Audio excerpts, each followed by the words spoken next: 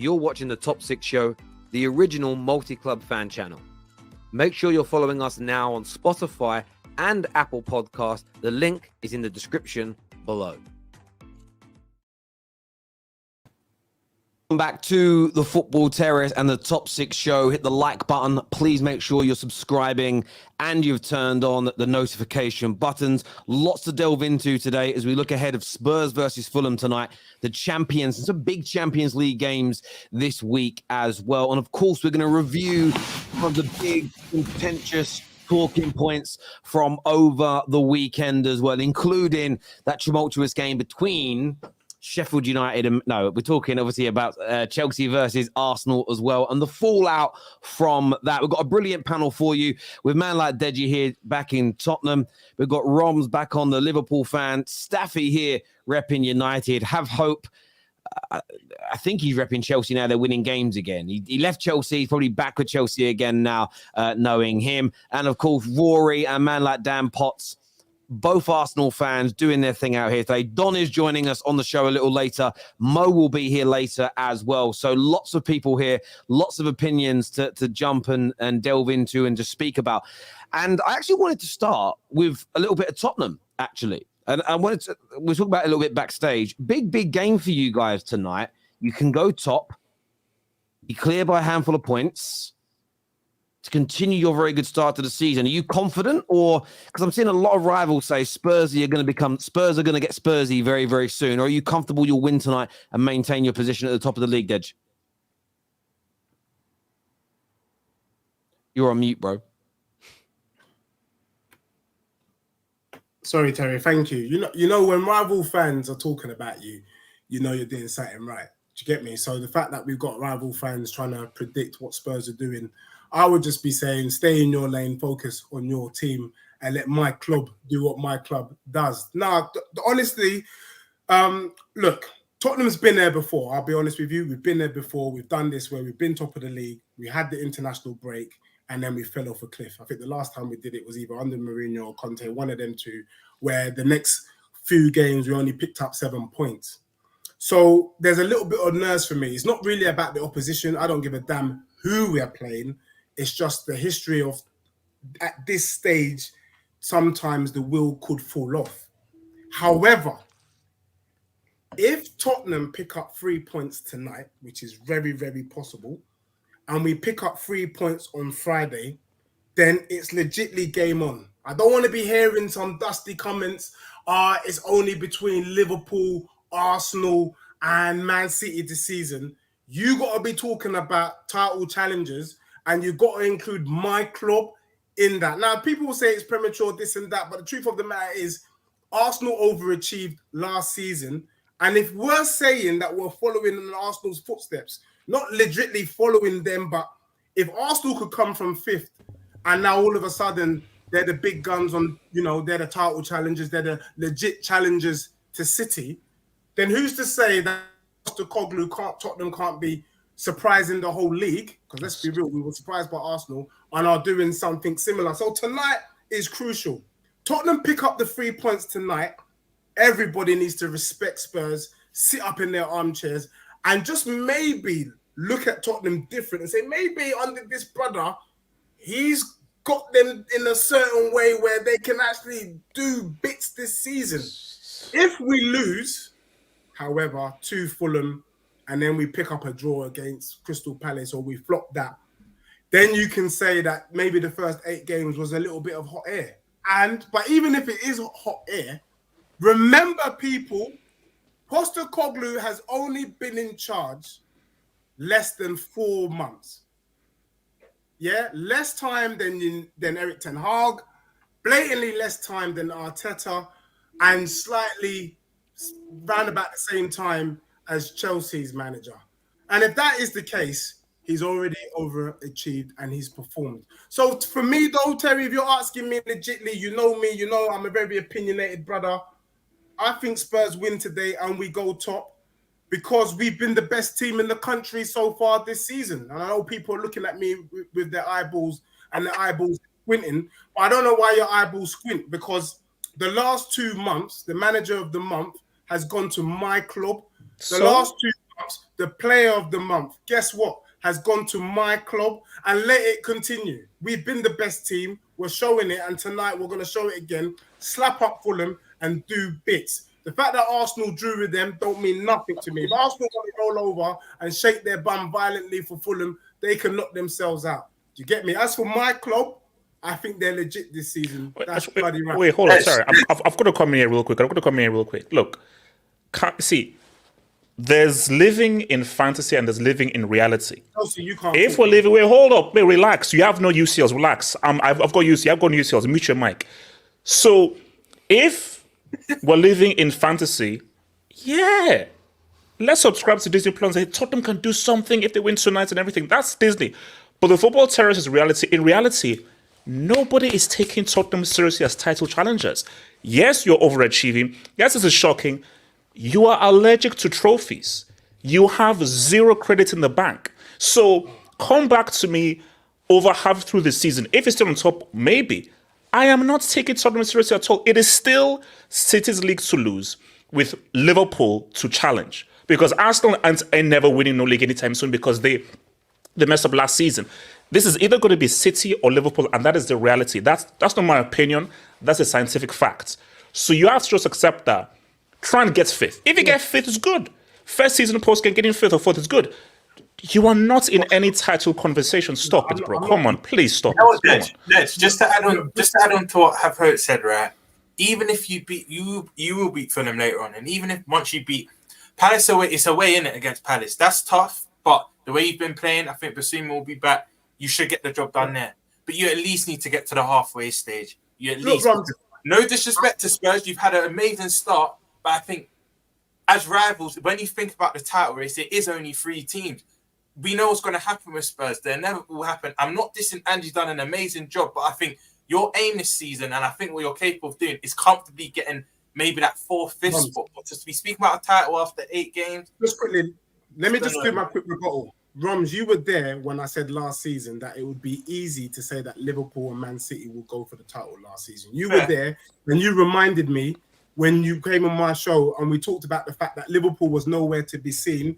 Now, I don't know if we're doing this Blade Roadrunner thing, but Chelsea ain't even in the equation. Do you get what I'm saying, my bro? Like, let's have hope or wing and a prayer. Let's do whatever you want to do. The fact of the matter is your club has been missing. And has won a lot more trophies than your club. Yes, I know. We've won a lot more trophies, yeah.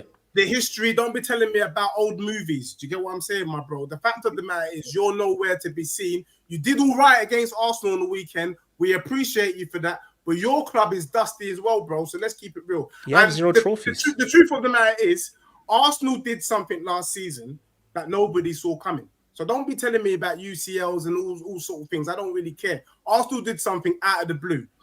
Which is what? What did they win last season? City won the league and no one expected it. I'm not saying Tottenham's going to be winning the league. What I am saying is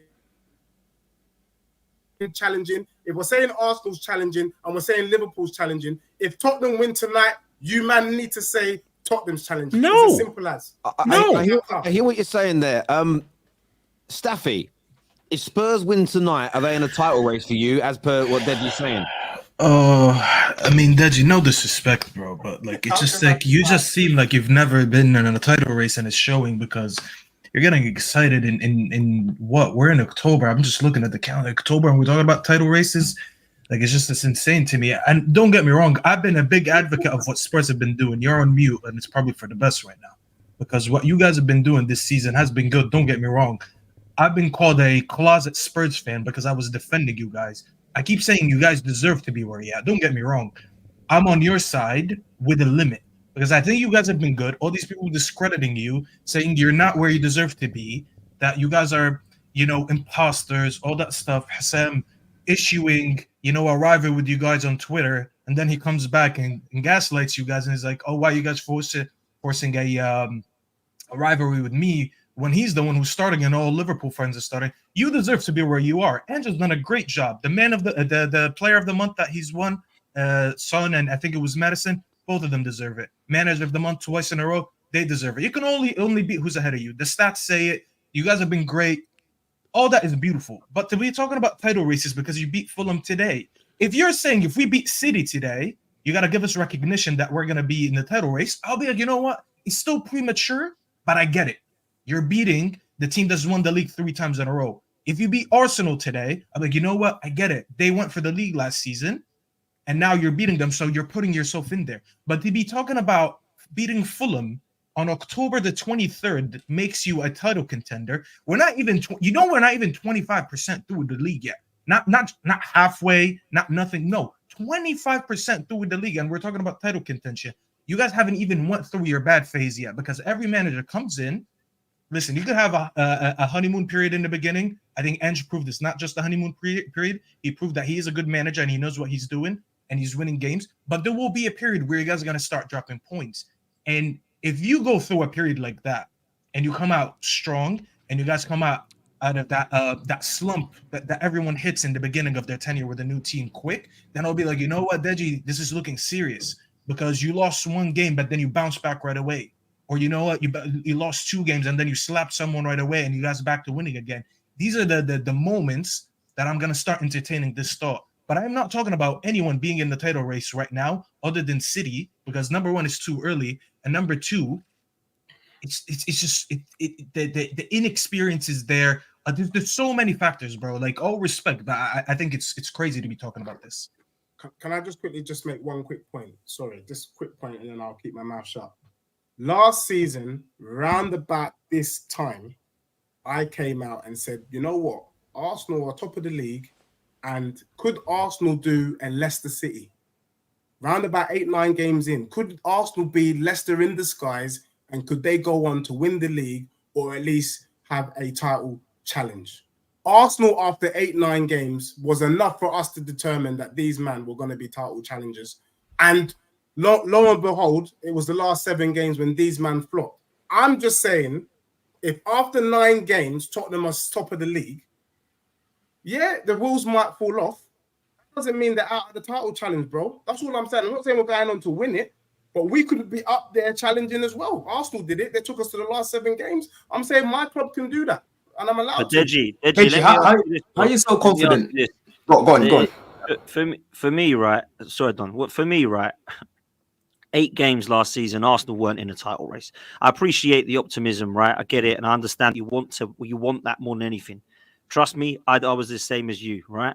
But you have to be realistic. In October, there's nobody in a title race. It's way too early, right? People told me that Arsenal weren't in a title race at the end of February, start of March. So how can we be in October talking about title races already? It's crazy. When you look at what Spurs have got squad-wise, I understand and appreciate it's 1 game a week, but you're a centre-half away from Eric Dyer coming back in. Your backup for Maddison is Lo Celso. You've got no striker after Son.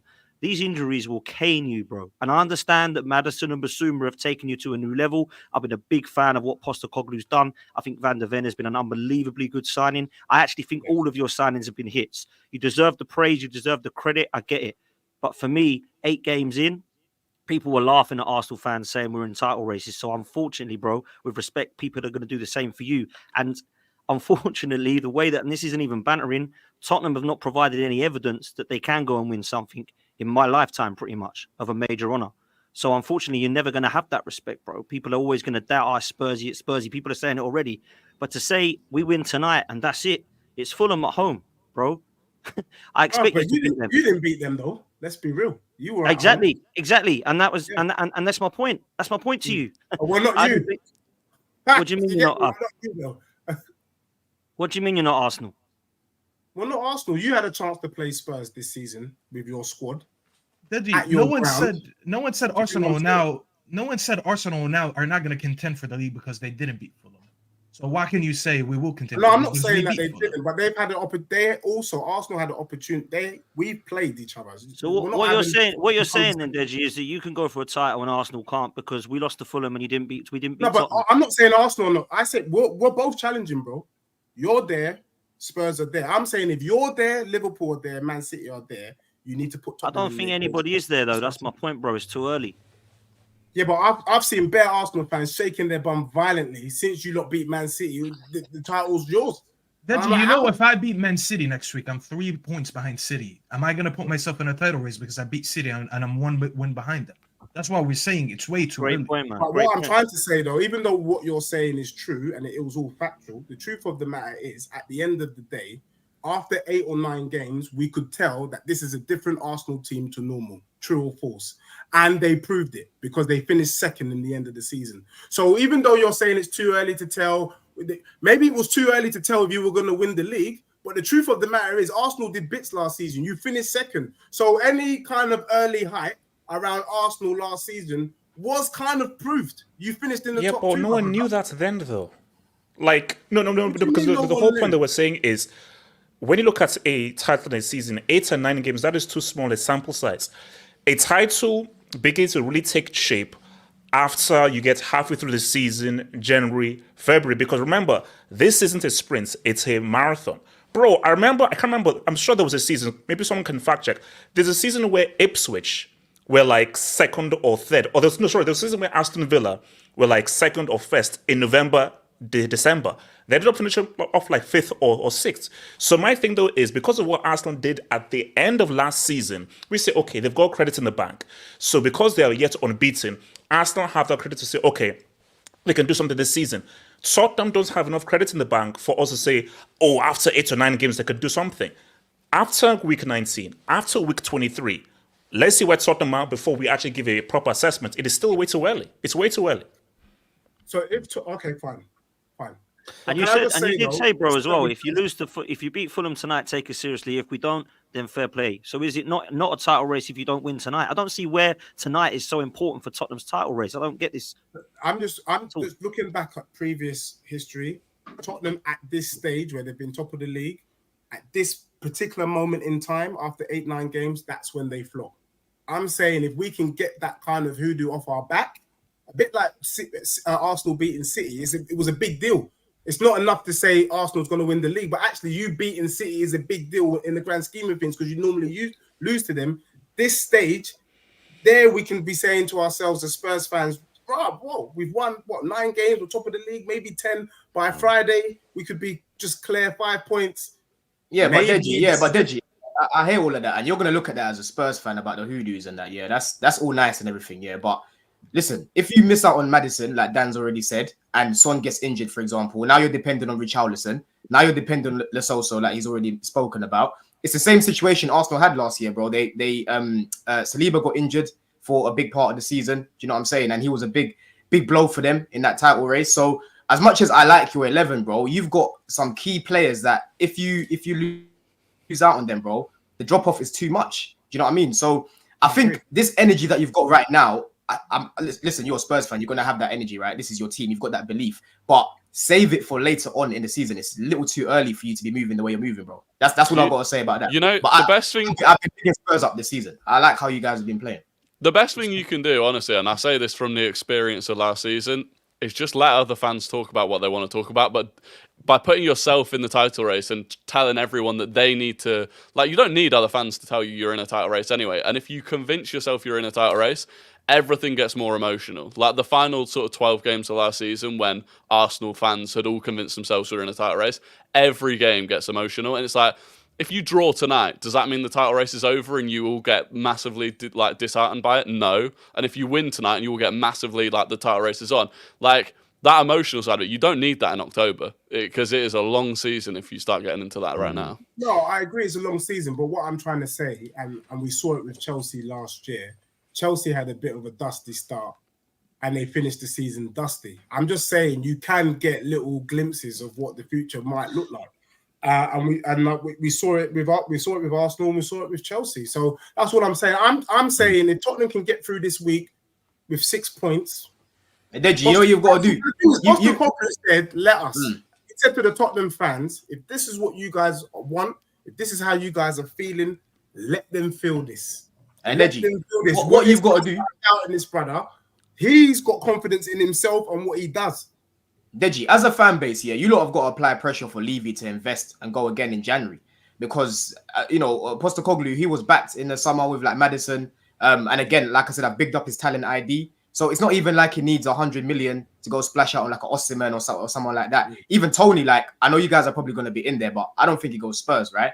So I think it's go again now. Back and give him a little bit more money and then inject some, some fresh talent that none of us might not even know who they are, but Ange has identified them as someone that can fit, come into the team. And if Maddison gets injured, you've got someone else there from a different league that we don't watch. Do you know what I mean? So I think that's the main thing for you guys now. I think Levy needs to go again and back Ange in January, because that bench that you've got right now, bro, meaty, man. I don't rate it. Don, do you know what? Levy's done a number on Spurs fans again, hasn't he? Because they're all happy now. They're all jumping, saying title race. I see 6 weeks ago they wanted him out. So they obviously love him again now. He's got him to Champions League football. He's bought him a brilliant stadium. He's got him great training facilities. Now it's a title race. He's got Ange Postecoglou in. Ange has come in to save them all. So I don't want to hear Spurs calling Levy out, because they must be happy if they're in a title race. Crikey.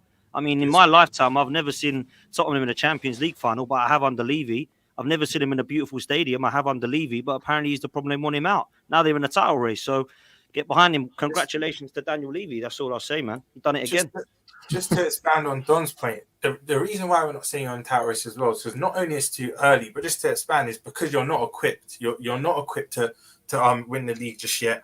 And similar to my club, I feel like Don said, you have to invest in January. You must, because some people there's this notion, but Tottenham are only playing one game a week. So injuries, there can be a reduction in injuries. You can get injured wherever. You can get injured in that one game a week. You can get injuries in training. So that's why I would say just keep the lid on it. Like I think Simon said in the chat, don't add that extra pressure on yourself and just wait at least till the halfway point, because you need to make signs. If you are to go all the way, you have to make signs. Are you in the title challenge though, Roms? Is Liverpool as it stands? Yes, but it's different for me. I've been there and done that, and I do feel we will reinvest in January. But as it stands, yes, because my experience and your experience, two different things, mate. Two different things. We've got some super chats here. This first one from Cam says Spurs playing well, but best team with a question mark. Lucky no penalty call against United. Goal disallowed versus Liverpool. Come on, man. If that's direct to me, mate, you create your own luck. The fact of the matter is we batted up Liverpool for them to make the mistakes that they made. Yes, granted, the VAR was woeful, but I would go back to the Champions League final and say, boy, give us the Champions League in it and take the 3 points. That's what I would say to any Liverpool fan saying. So for me, and in football, it swings in roundabouts. Let's just be honest with decisions for Tottenham. A win was coming, the win came. Fine, we move on, but it's happened before. It's happened to plenty of clubs, so that's my answer to that. In relation to Manchester United, we batted them up. Let's just be real, Terry. You know we did. Staffy, you know we did. We worked you, man, to the bone. So that's it.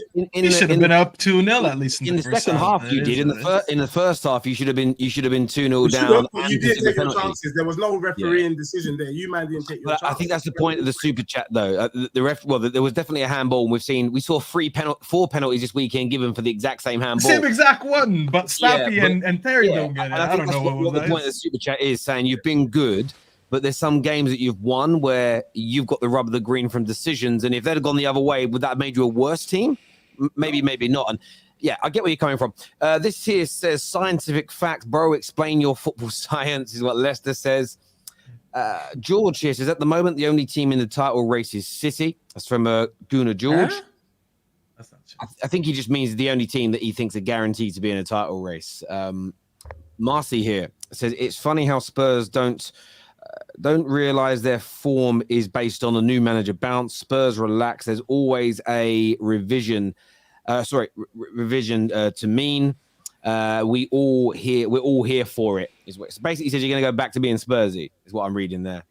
And just on that as well, Deji, you haven't even seen your team have any tests yet, bro. Like, you know, I mean, you don't know how. We've been tested, bro. We went to Arsenal. No.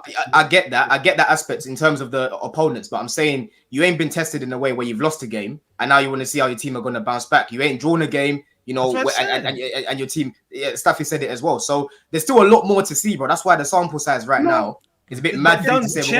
Champions prove themselves when they go through a rough patch. To me, that's what real champions to me. Because everyone could win and everyone could lose, but it's how you bounce back from losses. When you look at all the historic teams that have won Premier Leagues, I remember, what was it? It was in 2011 when we lost to City in the title race, and then we went on ahead and won all the games, and then we ended up winning the league, and they beat us twice. They swept us that season, but they beat us at home, and then we went ahead and won the league. If the heads would have dropped from there, then we would have never been champions, and that's what champions are made of. I just want Deji to wait and see how Ange is, because he doesn't know Ange when he loses. It's like going out with a girl at night. She looks so beautiful. You wake up to her, she looks like a different person. He hasn't seen that person yet. He hasn't seen Ange after a loss. He's seen Ange when he's with the makeup and it looks nice and he's dressed nice. But when they lose, he hasn't seen that yet. He doesn't know how Ange is going to be after he loses a couple games. So Man's out is saying he hasn't smelled Ange's morning breath yet. You know what I'm saying? That's really what it is, bro. Love it. Charles here says, one, there wasn't any Spurs fan who said Arsenal were challenging after 8 games last season. 2, if Spurs are in a title race, so are Villa and Newcastle, etc. 9 games hoodoo. You literally just made that up, is what Charles believes. Man really said at this time of the season we usually fold. You're funny, Deji. He did though. He did. GB says, as a Spurs fan, tell the Spurs guy talking wet to humble his backside. It's October. Have this conversation in February. If we're still up there, stop gassing, is what GB says. A fellow Spurs fan. Have we forgotten the history of the Tottenham? No one has, and that's just it. And I get kind of people would say Arsenal haven't won a title in 20 years. United haven't done it in 10.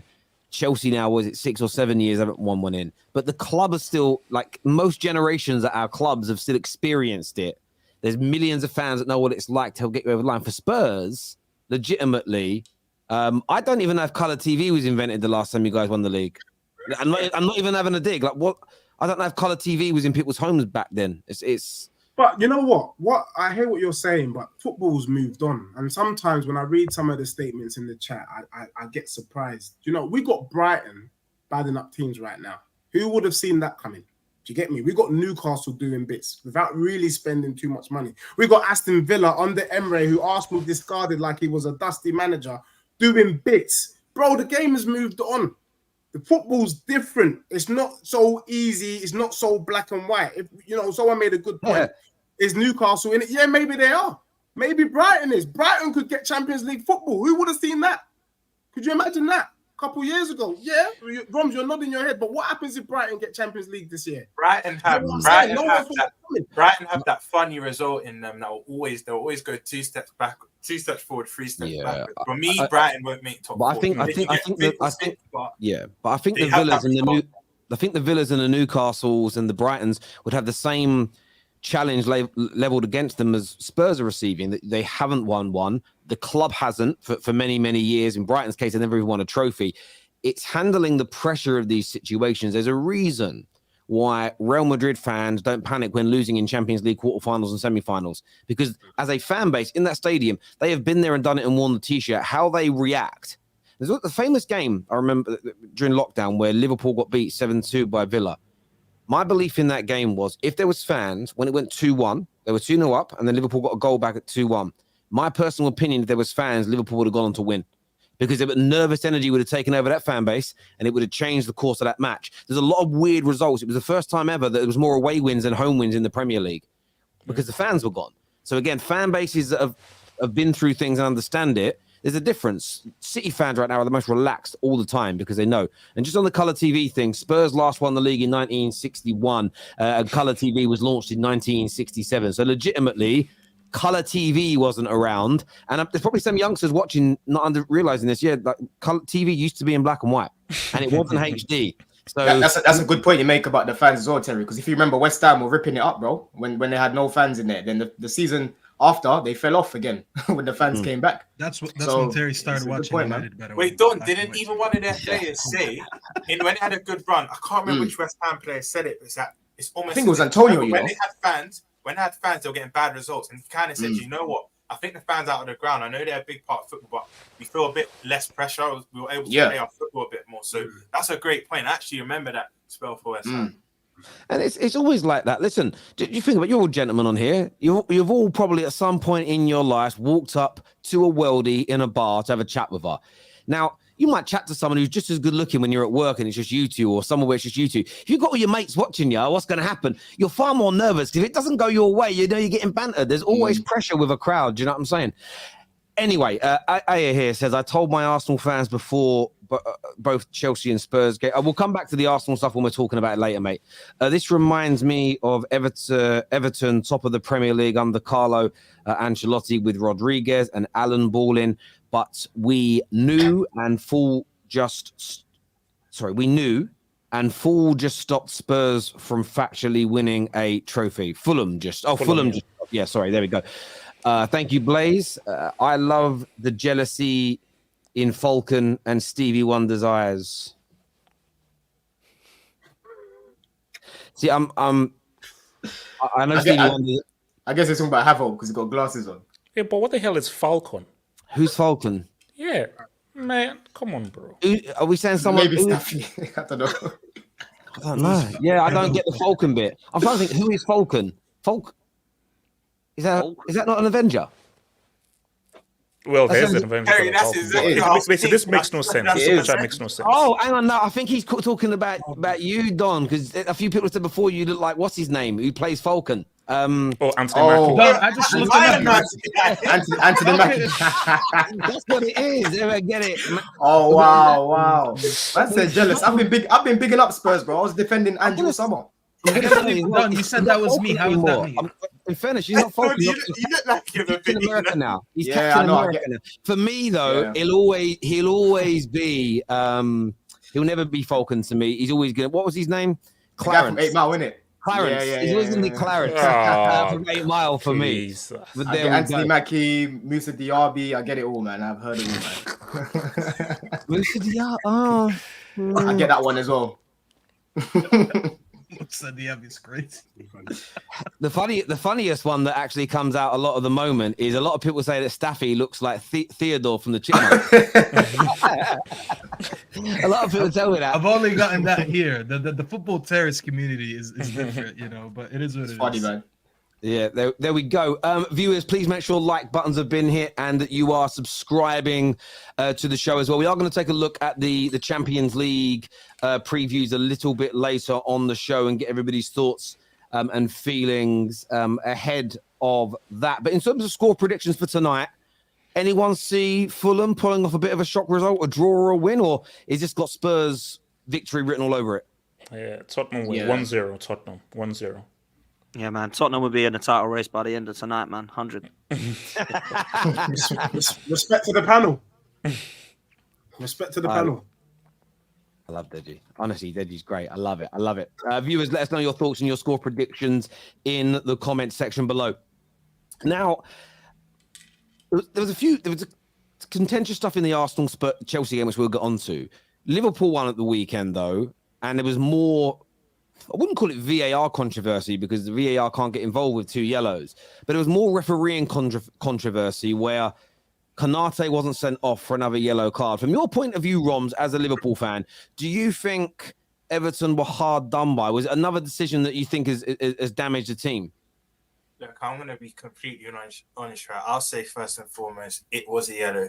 And one thing I want to say on Konate, right? He does this quite often. And by the way, overrated doesn't mean bad, but I've been saying I feel our fan base overrate him a bit too much because he commits when he doesn't have to.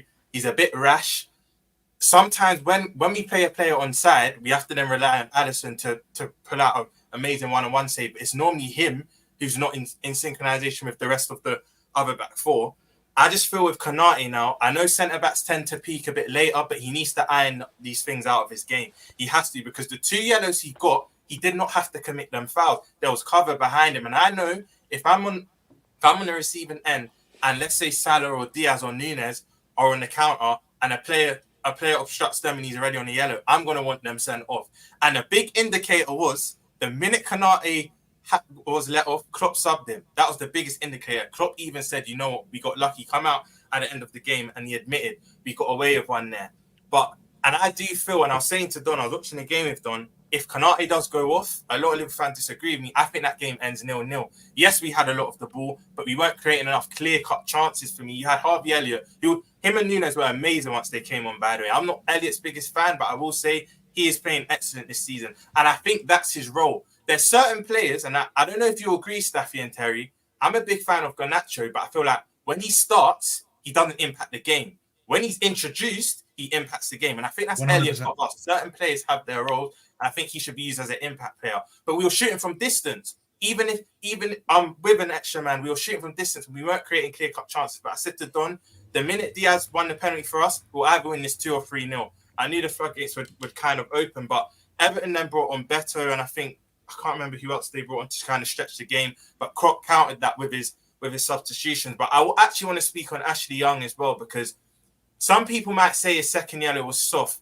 but this is an experienced 38-year-old man that has played for 2 of our rivals. You can't make 2 challenges like that in quick succession. You just can't. At Anfield, he's supposed to be the most experienced player in that team. Against a club like Liverpool, you want to stay on the field for the duration of the game. But for me, that was a second yellow. I think Konate should have been off, and Ashley Young rightly deserved to go off. But speaking about the performance, I actually feel our defence and our midfield were fine. It was the attack for me, and that's quite alien with us. But I don't think we were as potent as we normally are, because there was a situation in the first 10 minutes, and Gravenberch, by the way, I think he had an excellent game.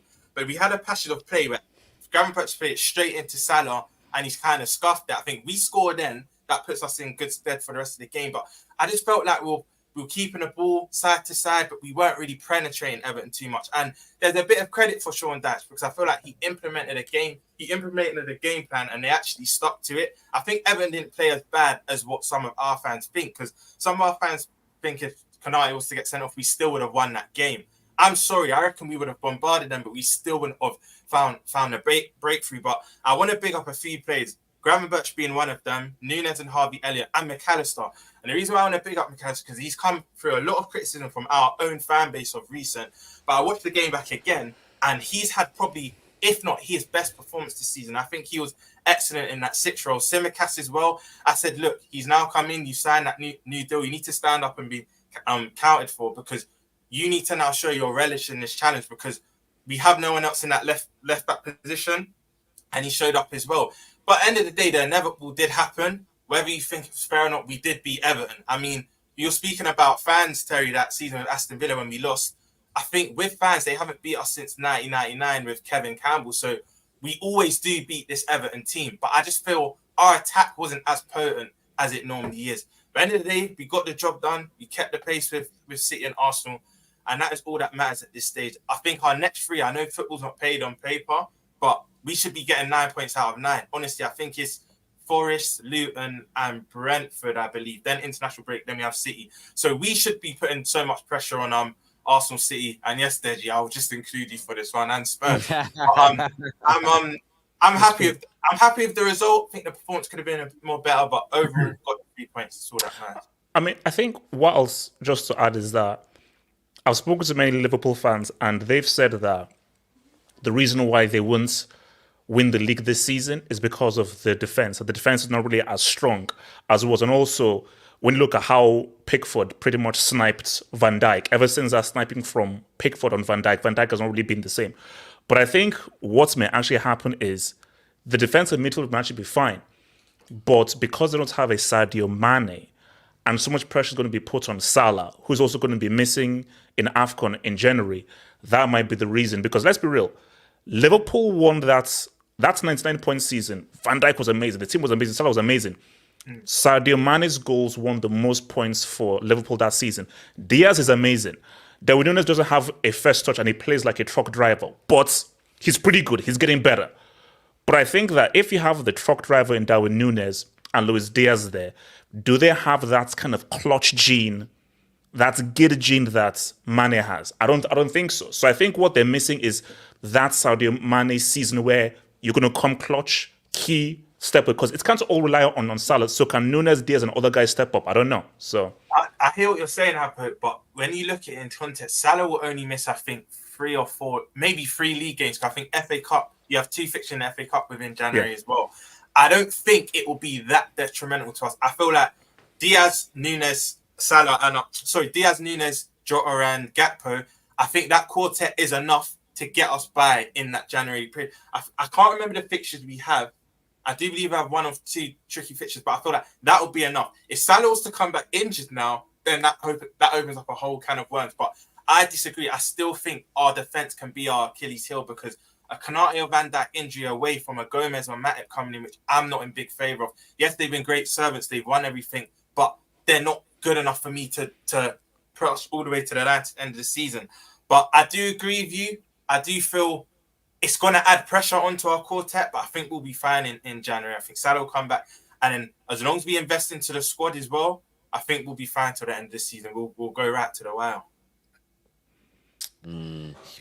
Yeah, look, I think you guys will be all right. I think what's interesting though is comments.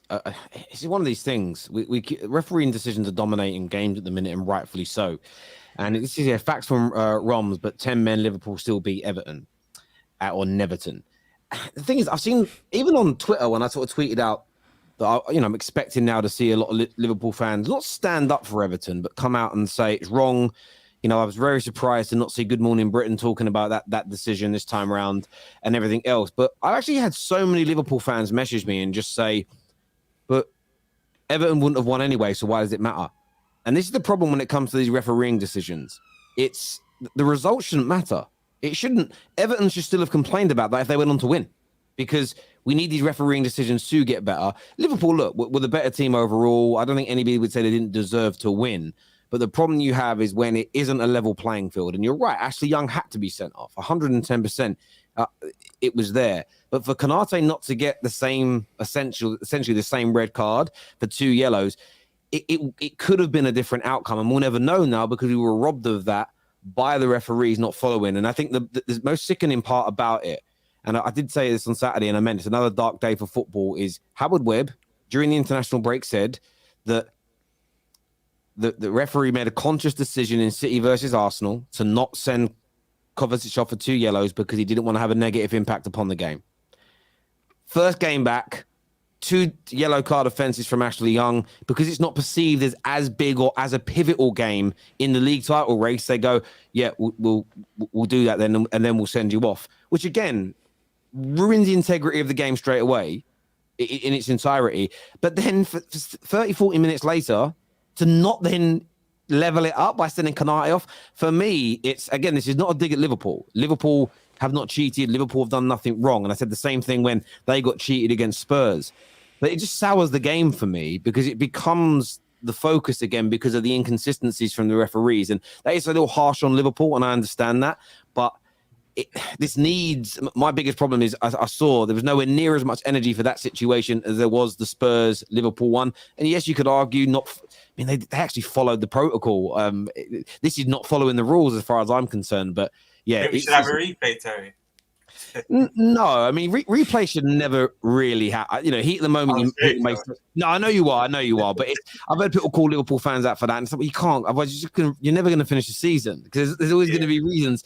But what it needs, and fair play to Jurgen Klopp came out and said, we were lucky and we got away with this one, and I think that needs to happen more with managers, and fans have got cotton on as well. We'll get onto Arsenal later, but the amount of Liverpool fans take it personally. Well, why are you trying to take that win away from us? And we're not trying to take a win away from you. The same as I weren't trying to take a win away from Spurs 4 weeks ago. I'm trying to get refereeing decisions to be more consistent, because if we don't and we just allow these things to continue, we're all going to get screwed at some point. And sometimes you might only lose 3 points, but some of you, just like Tottenham, you might lose trophies, major trophies. What makes it worse as well, yeah, Terry, just to add to that, is the fact that Klopp took him off straight after. Yeah, that's what I was going to say. The biggest took him off, bro. Even if Klopp didn't come out after the game and say, look, we got away with one, his action within the game indicated that he knew we had got away with one. He literally subbed him straight away. But one thing I will say, Terry, we're quick to criticise our refs, and I do think we have some of the worst refs in the world, but I feel like there was a bit of consistency this weekend, because you look at, for me, I know we're going to get onto Arsenal and Chelsea later. For me, Sanchez should have got sent off. But then Onana didn't get sent off in the first game against Wolves. So there's a bit of consistency there. And for me, the handball, the Saliba handball, the Michael Keane handball, and also the McTominay, there was quite an element of consistency in this particular weekend. No, and I agree. And this is the thing. Like, that's you see. These arguments will be about subjectivity. That word subjectivity has got to be banned, because subjectivity only counts when you don't have facts and data. And at the end of the day, when it comes to those handballs, we now know what's given and what isn't. So there's no longer any subjectivity other than distance. That's the only element in there now. Any handballs like that, we've got enough data and enough factual evidence of what's given as a handball. So there shouldn't be no more deliberation. There shouldn't be any more subjectivity, because if they look very similar to those, they should just be given. And look, McTominay's, by the way, was really clear. You actually watch it again. He leans into it 100%. I don't like the Saliba handball in terms of I don't like that rule. How can you jump with your arms by your side like a salmon? It doesn't make any sense. Did you see, Terry, Redknapp and who else was in the studio with him? Yeah, Hasselbank. They basically, Hasselbank was saying, no, we're still a penguin. The Redknapp was like, what, do you expect to jump up like a penguin? And you need your hand kind of for elevation. I think that was a good debate. But even slide tackles, just watch people do. The irony is, if you watch people slide tackle, make blocks in games, and it doesn't hit their hand, but just watch their arms, they're always up in the air. Yeah. Thus, it is a fucking natural position. It's the rules are wrong. However, I want the implementation of those rules to be consistent. You know, it's rules being bad, it doesn't give an excuse for the rules not being followed. And you definitely shouldn't be changing when you give decisions based on the popularity of a game. Because otherwise you end up, certain teams will concede penalties more than others based on who they're playing. And I think that's crazy. We've got some super chats here. First one says, missing Robertson definitely hurt Liverpool. Simicast ain't it going forward. I don't think he's not it at all, is he?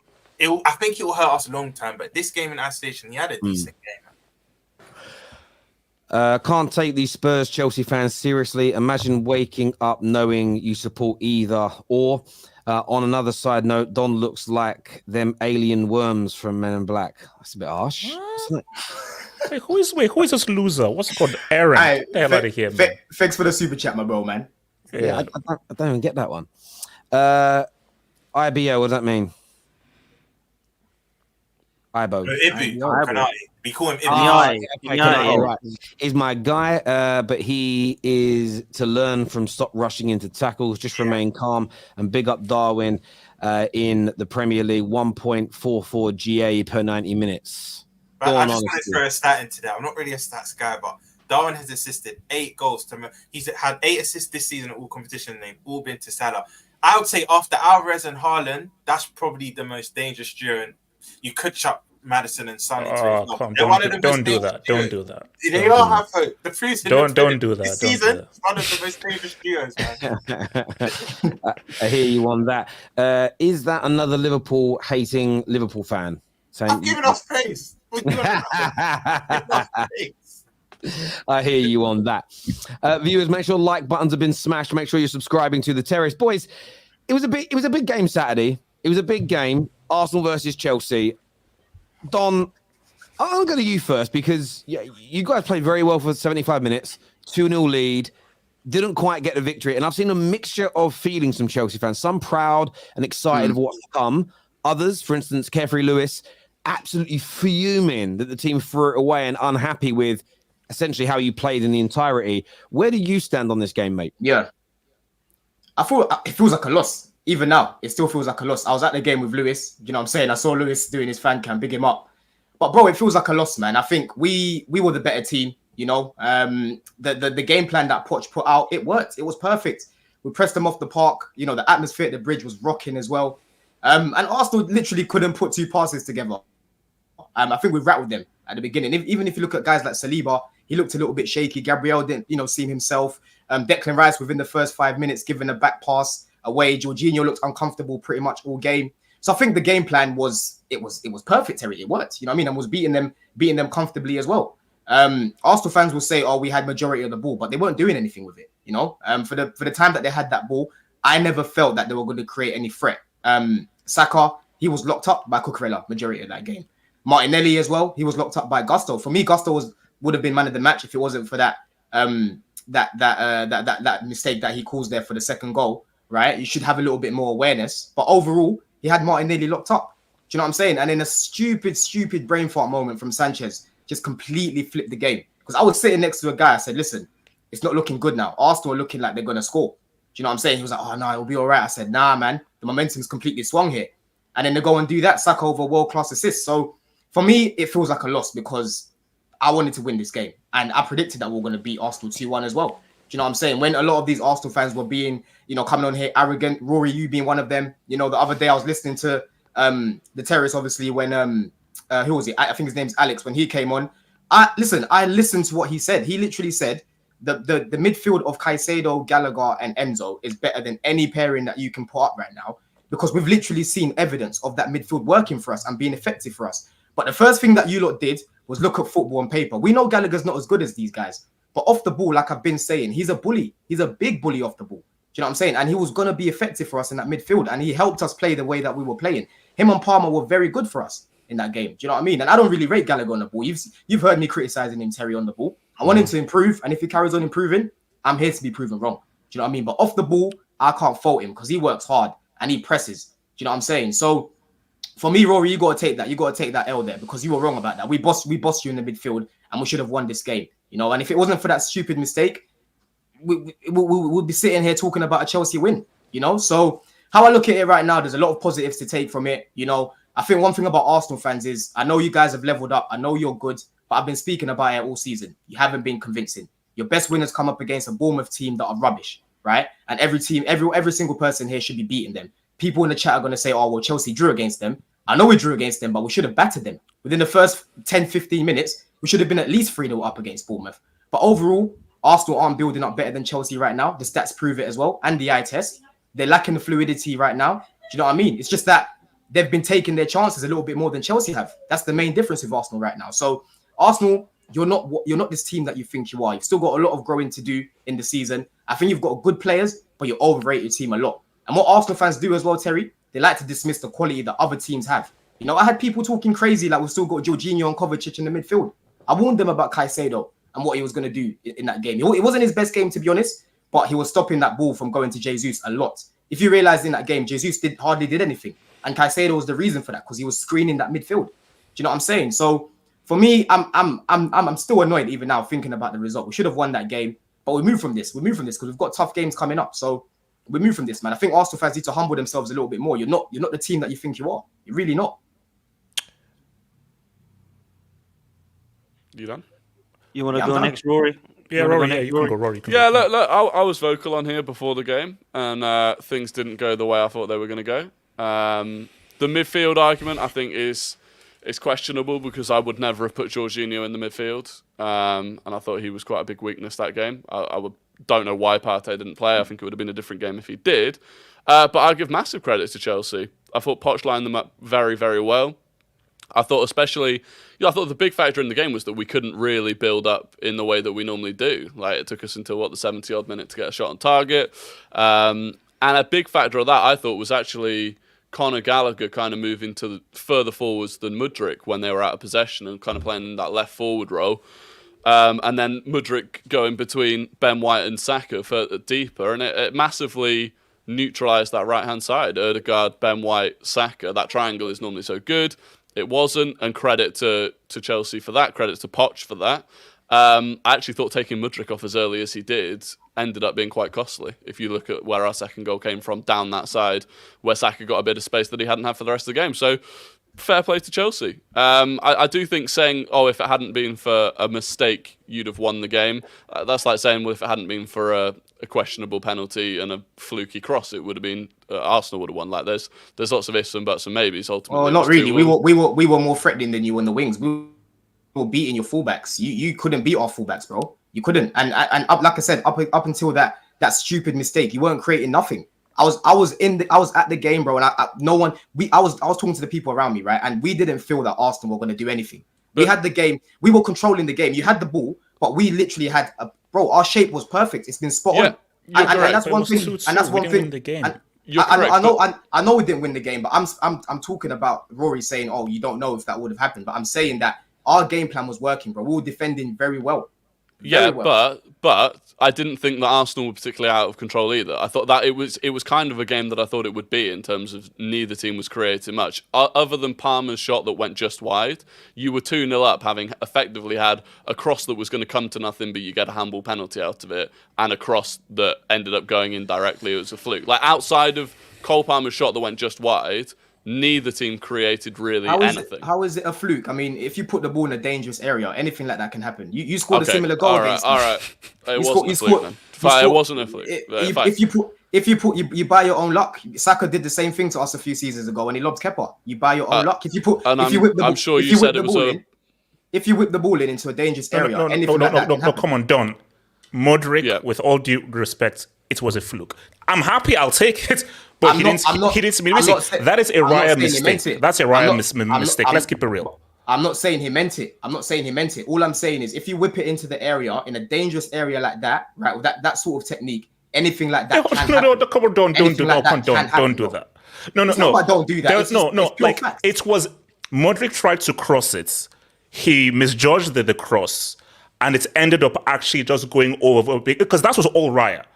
Modric tried to cross, and luckily, because of Raya's horrible positioning, it went in. I'll take it. I'm happy, but let's keep it a stack. It was meant to be a cross, which he technically got wrong, but it ended up looping over a keeper who was horribly positioned. That is all on Raya. That's just a fact. So but okay. So sorry, Rory. Sorry, continue. Rory. No, I was just going to say that cross, if he gets it any more wrong, it goes over the crossbar for a goal kick, and you say that's a bad cross and wasted an opportunity. Like, but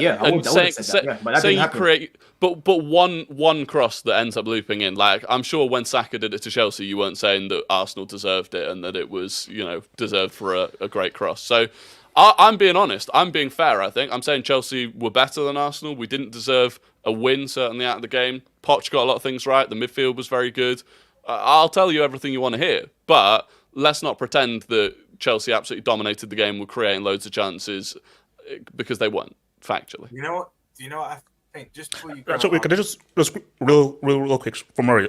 So look, Missy, from what that's the best 70 minutes that Chelsea have played probably in years. It just shows you how trash Chelsea have been. The game is 90 minutes, not 70 minutes. So... And that is the worst. That's probably the worst I've seen Arsenal under at Arteta, I think, in years. So that's why it makes it so frustrating, because it feels like a loss, because Chelsea played so well. Arsenal played the worst they played in ages, and it's still 2-2. Because at the end of the day, all that matters is the results. If you're Arsenal, based on how the game, in the biggest sense of the word, if you're going for the title, Arsenal should feel unhappy because they wanted to win the game. Smaller sense of the word, Arsenal should feel happy, like, wait a minute, we played the worst we played in years, and we still got a 2-2 draw. Because at the end of the day, you have a triple agency, Robert Sanchez, who gave away the game. And, you're dominating a team. They get a goal back. Why are you taking off both of your best attacking players in Sterling and Cole Palmer? At least leave one of them on, so there's a bit of a counter-attack. That changed the whole freaking game. Palmer was tired, bro. I said the exact same thing. When I watched it get back, there. No, stop tired, it. Bro. Okay, so you take both of them off. Nah, I agree. You should have left one of them on. But Palmer was gone, bro. Tired. Done. I think we're doing too much here. What I feel with Chelsea is you just need to get that third goal. Because correct me if I'm wrong, 2-0 up. You have Palmer that should have put the ball back in net when Raya gifted it to him. You had Colwell that had a free header, pretty much. And you had Jackson that tried to round the keeper. And I was saying to my brother watching the game, right, this either ends 2-0 Chelsea or Arsenal draw this 2-2, or Arsenal maybe even go on to win. Because there's extra 10 minutes, I think Arsenal going to win that game. I just feel it was a lack of experience. Sanchez isn't used to being in them high-pressure moments. Chelsea needed the third just to be a cushion, because we all know 2-0 is the most dangerous scoreline, especially when you've got two teams that are similar level. Because once you get that one goal, the pendulum swings, the momentum shifts, and I just feel you lot needed that third. I said, you know what? If Chelsea don't get this third, I know Sanchez gifted it to Rice, but if Chelsea don't get this third, Arsenal will get a result here, and it happened. I just felt it would happen. Yeah, man, you got to know when to take risks. You know what I mean? Sanchez, you should know better there, man. Like, number one, it was a hospital pass, and number two, like, again, Gallagher on the ball isn't great. Why would you try and play it to him in that position when he's got Declan Rice? No, bro, Enzo wasn't involved in that, bro. People were saying Enzo, it was Gallagher. Gallagher was the one that was further up. He skipped past Enzo. It was a poor pass. Skipped past Enzo, and then Gallagher, he was flat-footed. Declan Rice just came and just whipped it. It was a great finish, by the way. Really, really good finish, yeah. But again, you got to know when to take risks, bro. In a situation like that, just go long if you have to. Go long if you need to. Do you know what I'm saying? Don't try and risk it and play out from the back every single time. This is what I always say about Brighton. They just do the same thing every single time, and they get caught out here and there. The game was under control there. There was no need to try and play that past there, especially to Gallagher. He should have just cleared that. Do you know what I'm saying? So it's annoying, man. It's frustrating. I'm not a fan of this passing out from the back crap. Like, I'm not. I want my keeper to actually be a keeper, because I think what you saw from both of these teams is this whole modern keeper thing is trash. Bro, David Seaman, in case some of you young guys may not even know, David Seaman, that was a keeper. I can't remember David Seaman making any amazing shots or long passes, but in terms of shot stopping, handling, and actually being calm as a keeper, he did his freaking job. Because my thing is, I don't even know what Rory feels about the whole Raya Ramsdale thing. Bro, Ramsdale is making freaking saves. So you're bringing in Raya because he's good with his feet. If Palmer was better, that's it. Another Raya mistake playing out from the back and Palmer scores. For freaking Sanchez, this dude was the third choice keeper for Brighton. Is he known to be good with his feet? Because again, you have to know when to make the right choice. But I feel that all of these managers are all hipsters trying to copy Pep Guardiola. Oh, let's play from the back because that's a new evolution of football. Not every keeper is adept at playing from the back. And not every team have the players who are good in possession. So my thing is that if in doubt, just hit the ball long. You'll eventually get the ball back, because there is not enough data that shows that, if you play from the back, it increases your chances to score goals. That's BS. So the thing is, Poch said the exact same thing, bro. He literally said, when he spoke about Sanchez, he said, look, like it happens, but he did say, you've got to know when to take these risks. Do you know what I'm saying? I don't think it was Poch that was telling him to do that every single time. I'm sure Poch wants us to play out from the back because we build up really well. You know what I mean? Was building up really well against Arsenal. But you got to know when to do that, bro. You have to know when to do that, man. I want to ask Dan a question. Were Arsenal really poor, or were Chelsea just very good? And what did you make of the performance from an Arsenal standpoint? Why weren't you quite at the races Saturday? Yeah, it was poor, man. Arsenal were horrendous, in my opinion. I thought Arsenal were shambolic, in fact. I must go as far to say we had a really bad day at the office, man. Chelsea were good. I thought Chelsea pressed. I thought Chelsea come out of a game plan. I thought Pochettino had set them up very well. I didn't look at Chelsea and go, wow, they're peppering our goal. But at the same time, I don't really understand how any Arsenal fan or Chelsea fan are really happy walking away from this game. Just bizarre. There's a section of the Chelsea fan base that are like laughing and going, wow, this is amazing. I don't get that. For me, like, if the standards have fallen that far, take a look at your club, man. Because if that's a great Chelsea performance, then maybe it ain't going to be a Champions League season for you. For me, I thought Arsenal were really poor, and Chelsea completely and utterly bottled that at the end. For me, to have 25 minutes and be 2-0 up, they threw that away. In terms of the goalkeeping, wow. I mean, both goalkeepers were shambolic. Let's have it right. It was not an audition for Premier League goalkeepers in that game. Let me tell you that now. Both goalkeepers were horrendous. I thought Sanchez, it was a blatant penalty on Jesus. I thought Sanchez, it was a shocking pass to Declan Rice. I'm taking nothing away from the goal, by the way, because I thought it was an unbelievable strike from Rice. And also the Saka assist to Trossard was superb too. But I thought Chelsea just looked awful in the last 20 minutes, and it looked like we could even go and win the game.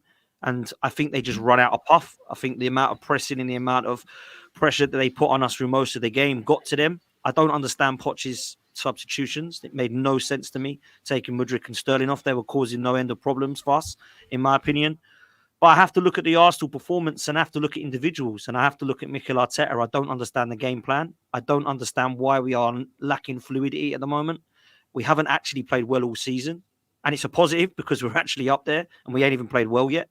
But let's be real, it ain't sustainable playing like this. We play like that against Newcastle, we'll be holding 4 or 5. Yeah, they've scored 27 goals so far this season. So for me, Arsenal have got problems. There's certain concerns for me individually, and one of them is our captain. Can't remember the last time he had a good game. I think it was Bournemouth away and we won 4-0. And he seems to hide when the going gets tough, man. And I need to see that improving. I love Martin Odegaard as a footballer. I just question whether, as your captain, I don't know many Arsenal captains that have been hooked as many times as this guy. This guy gets subbed all the time. And that's a worry for me. Declan Rice was our captain and leader at that game, in my opinion, and he dragged us across the line. You know what's so embarrassing about that as well, about Odegaard, Dan, yeah, is that Havertz came on and played better than him, bro, in like, what, 50 minutes? Do you know Facts, what I'm saying? Bro. Facts, and that's a worry for me too, Don. And I sometimes don't understand where the Arsenal section of the fan base get, where you start to question something and then you're absolute negative. Get out of the club, go support Tottenham then. Hang on a minute, I can question a bad performance from a manager or a player, right? I'm a fan at the end of the day. I can't sit there and start being positive all the time. we are in a good place at the moment in terms of our position in the league, but we haven't really played amazing. I don't think anyone in this panel will sit there and go, wow, Arsenal, they are lethal. Other than Terry, of course, because he's scared of Arsenal. But when it comes to anybody looking at Arsenal right now, I would think that there's some teams that would think I can get in behind them. Why were Chelsea confident against us? It's not because we were playing amazing football. It's because they can see weaknesses in our play, right? At the moment, there's weaknesses for me in midfield. And I think that the Thomas Partey, I think Rory might have said it, him being out was huge for me. I really wanted to see him play. And I didn't think this was the game for Jorginho. I thought he played really well against Man City. But in this game, I thought Conor Gallagher and Cole Palmer were really impressive, man. I was really, really impressed with both of those. And I think, obviously, I mentioned the strength down the wide areas. I'm not one to sit there and talk about the referee in this game for the Sanchez penalty and the Saliba thing, because for me, the performance of the players and the team and the manager shocked me more than the referee. So I can't sit there and say that this is now a team that I'm fully confident in. I hope we can brush ourselves down. I hope we can go into it. But to answer your question, Terry, lastly, why Arsenal perhaps didn't do it, I think that we're a little bit different this season. I don't see a free-flowing, fluid Arsenal. I see Mikel Arteta's Arsenal last season maybe running out a bit of puff and maybe getting a few injuries. And I think he's looking at that now and starting to maybe look at us a bit differently, and that we're a little bit more solid. We're a little bit more different in our play. It's no coincidence that our three best players this season have been Rice, Saliba and Gabriel. It hasn't been Saka, Martinelli and Jesus. So there's reasons for that. Our play has completely changed. And I hope that in the long term, that does good for us. My problem is I do have some concerns about how that is sustainable. And I understand we've beaten Everton and Man City, two teams who didn't win games-wise last season. But we've also drew now to Fulham, Chelsea and Tottenham, three teams that we beat last season. So it's okay winning the games you didn't win last season, but you've also actually got to continue winning the ones you did from last season, right? So for me, there's definitely some problems. But I'm not losing my head, so to speak. But I was really disappointed by what I saw at the weekend, man. And for me, I'm going to be real with you guys. Yeah, like, look, I spoke about this. I've spoken about this a few times, actually. Like, I know Arsenal fans think the ideal midfield is Declan Rice, Odegaard, and Partey in that midfield, right? But for me, I don't think Declan Rice is going to take you where you want to go in that 8 role. You know, for me, he hasn't got the attributes to level you up. When I look at a left centre mid that I think would have been good for you, I'm looking at a Maddison. I'm looking at a Paqueta. Someone like that, someone with a little bit of flair, you know, a little bit of creative spark. Declan Rice hasn't really got that. He's a better 6. You know what I'm saying? And it's no surprise that when he got moved from the 8 on Saturday, he played a lot better when he played further back, because he's got the attributes to play in the 6. That's where he plays best. Do you know what I'm saying? When you're playing further up, bro, Declan Rice is not press resistant. He's not as press resistant as someone like a Maddison, for example. So when you're in that second phase and you're getting the ball, right, and you're being pressed, bro, that guy takes about 4 or 5 seconds to turn his body around. So I don't understand why these, like, a lot of Arsenal fans online, and including you, Rory, as well, you overrate your team too much. I said it. You haven't even seen that midfield for more than 5 games. So all of a sudden now, Declan Rice is this world-class 8 all of a sudden. Xhaka, from what I saw last season, was a better 8 than what I've seen so far from Declan Rice. And I like Declan Rice. I wanted him at Chelsea. Yeah, I like him, but I don't think he's that 8 that's going to level you guys up. I think he's still got a big problem in that position. Definitely. Can I add something to this? To be honest, the reason why, one of the main reasons is why Arsenal challenged last year is that all the elements were clicking together, and when one element fell apart, they didn't. Part of that element was Granit Xhaka having that offensive output, but also contributing to Thomas Partey and covering behind Zinchenko. We've seen that. You have not replaced that element. That's why one big element that you haven't replaced. That's why you're not fluid offensively, because Odegaard has to do all of it by itself. Remember, Granit Xhaka contributed to Martinelli on that left side in every game he played, and you haven't replaced that. I thought you should have gone and give Gundogan the biggest contract just to replace Xhaka. Listen, Xhaka isn't a world beater, but he was last year. He was a big part of that team. But you didn't replace him. You went and spent 65 million on Havertz. And the reason why I go back to that, because Arteta tried Havertz on that left side and it didn't work. And now he's reverting to, let's try Rice. Does it work? It doesn't work. Rice is molded to be a 6. He can be a world-class 6. Can he be a world-class 8? Untested. Hasn't seen it yet. So you need an 8. Is it Fabio Vieira? That's the testing. So I'm not going to compare Xhaka to Rodri at Man City, but we see when a big element from your 11 is not playing well, it hurts. And it hurts in both aspects, offensively and defensively. You were exposed defensively, and that's on the club, and it's on Arteta. Now, to sit here and say this Arsenal team is rubbish, I think the coach will take positives from that game, because I thought his players showed in that 13 minutes, yeah, we can win this game, but the fans should be disappointed, because the fans want to see the fluid football. The fans want to see the authority. The fans want to see you control games, and you aren't controlling games. Controlling games is not only being slow. Controlling games is actually stamping your authority in where is the ball going to go. Kukurea, I thought, bullied Saka in the first half. Malagusto did the same. And physically in the midfield, you were so weak. I think you still need to find that 8 that will complement both defensively 100%. and Odegaard. Odegaard isn't playing well because nobody's helping him. Every offensive play is asked from Odegaard to do everything, while Xhaka was doing it last year. 7 assists, 7 goals. It's not a joke. That's 14 GA in a season from a midfielder. This is the main thing for Arsenal. When you're playing further up, I've got a question for Rory and Dan. Don't you think there's a certain player that warrants a start now in Tomiyasu? Because I think his last 2 games he's been excellent for you. Like, I feel like he now warrants a start, because I think he came on and he shored things up. You look more resolute with him on the field. And the thing is, that's where I've got to credit Arteta. Yes, I didn't agree with the starting 11 that he put out with, but the fact he was able to make them changes in game, it shows he's coming a bit more tactically. He's got more nous at the moment. But I think Tomiyasu needs to start now. I think Zinchenko needs to come out of the firing line, in my opinion. The thing is, though, Roms, is there's a few positions now with Arteta where he hasn't been consistent, and he needs to start being consistent. If he can drop Aaron Ramsdale, he can drop Zinchenko. If he can drop Aaron Ramsdale, he can start to look at this 8 position and look at it properly and see what's happening there. For me, there's a couple of things. I agree with you on Tomiyasu. I think he needs to come in now. Zinchenko's been poor for a few games. And with the Odegaard situation and actually the whole midfield, yeah, you're right. We don't have a box-to-box midfielder other than Declan Rice. There is literally no one at the club that can play box-to-box. They can either all sit and hold, like El Neni, Jorginho, Partey, Rice, or they can all go forward. Kai Havertz, Fabio Vieira, Smith Rowe. There's nobody in the middle at all other than Declan Rice. So when you say, oh, can Declan Rice do the job? He's the only one that literally we have got now that Xhaka is gone. So when you're getting rid of Granit Xhaka, I agree with Mo, 7-7 is unbelievable in that role for a season. I think he actually mastered that position, to be fair, last season. I think everybody expected Declan Rice to be that guy. We still haven't seen Partey, Rice and Odegaard, and I'd like to see that before we start to go mental about our midfield. But at the same time, we've spent £100 million in 2 seasons on Kai Havertz and Fabio Vieira, and neither of them are starting, and neither of them look to be 8s. So there's problems for me there. So for me, I would rather have seen that money go on somebody like a Yusuf Fofana, Kefren Turam, somebody I know can look in that position and go, okay, you can do both jobs now. So that's where I think we're still short, along with cover for Saka. Obviously, a centre forward is an issue as well. And that's why I felt right at the start when the window shuts, I said, still short, won't win the league.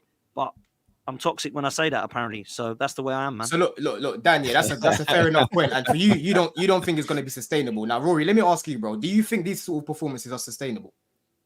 No, obviously not. Especially, and I think the most disappointing thing wasn't like every team has a bad game. It was more the lack of intensity and the lack of energy for a game away at Stamford Bridge. That was the disappointing thing. Like ultimately, we got bailed out because of a couple of bits of quality from 2 of our best players. But no, of course, it's not sustaable. And changes need to happen. I don't know. Yeah, but why the coach will learn, Rory. Rory. This is it. It's a learning curve. Like. Of course. People, like, I don't like this notion that is everywhere now. The Arsenal are, they're done. Oh, yeah, it's over because of this game. It's over. The league is over for them. No, that's done. Someone told me. That's not me. That's not me. I've been picking them up. Guys, someone on my show told me that Arsenal now will get overtaken by Newcastle now. It's done. It's over for them. Do you know what, Mo, what's interesting about it's certain clubs, because of how they're perceived or what they were, like Arsenal, the banter club, people are desperate for them. And I get why. No one wants their rivals to be good. Like Zinchenko's not playing well at the minute. But it doesn't.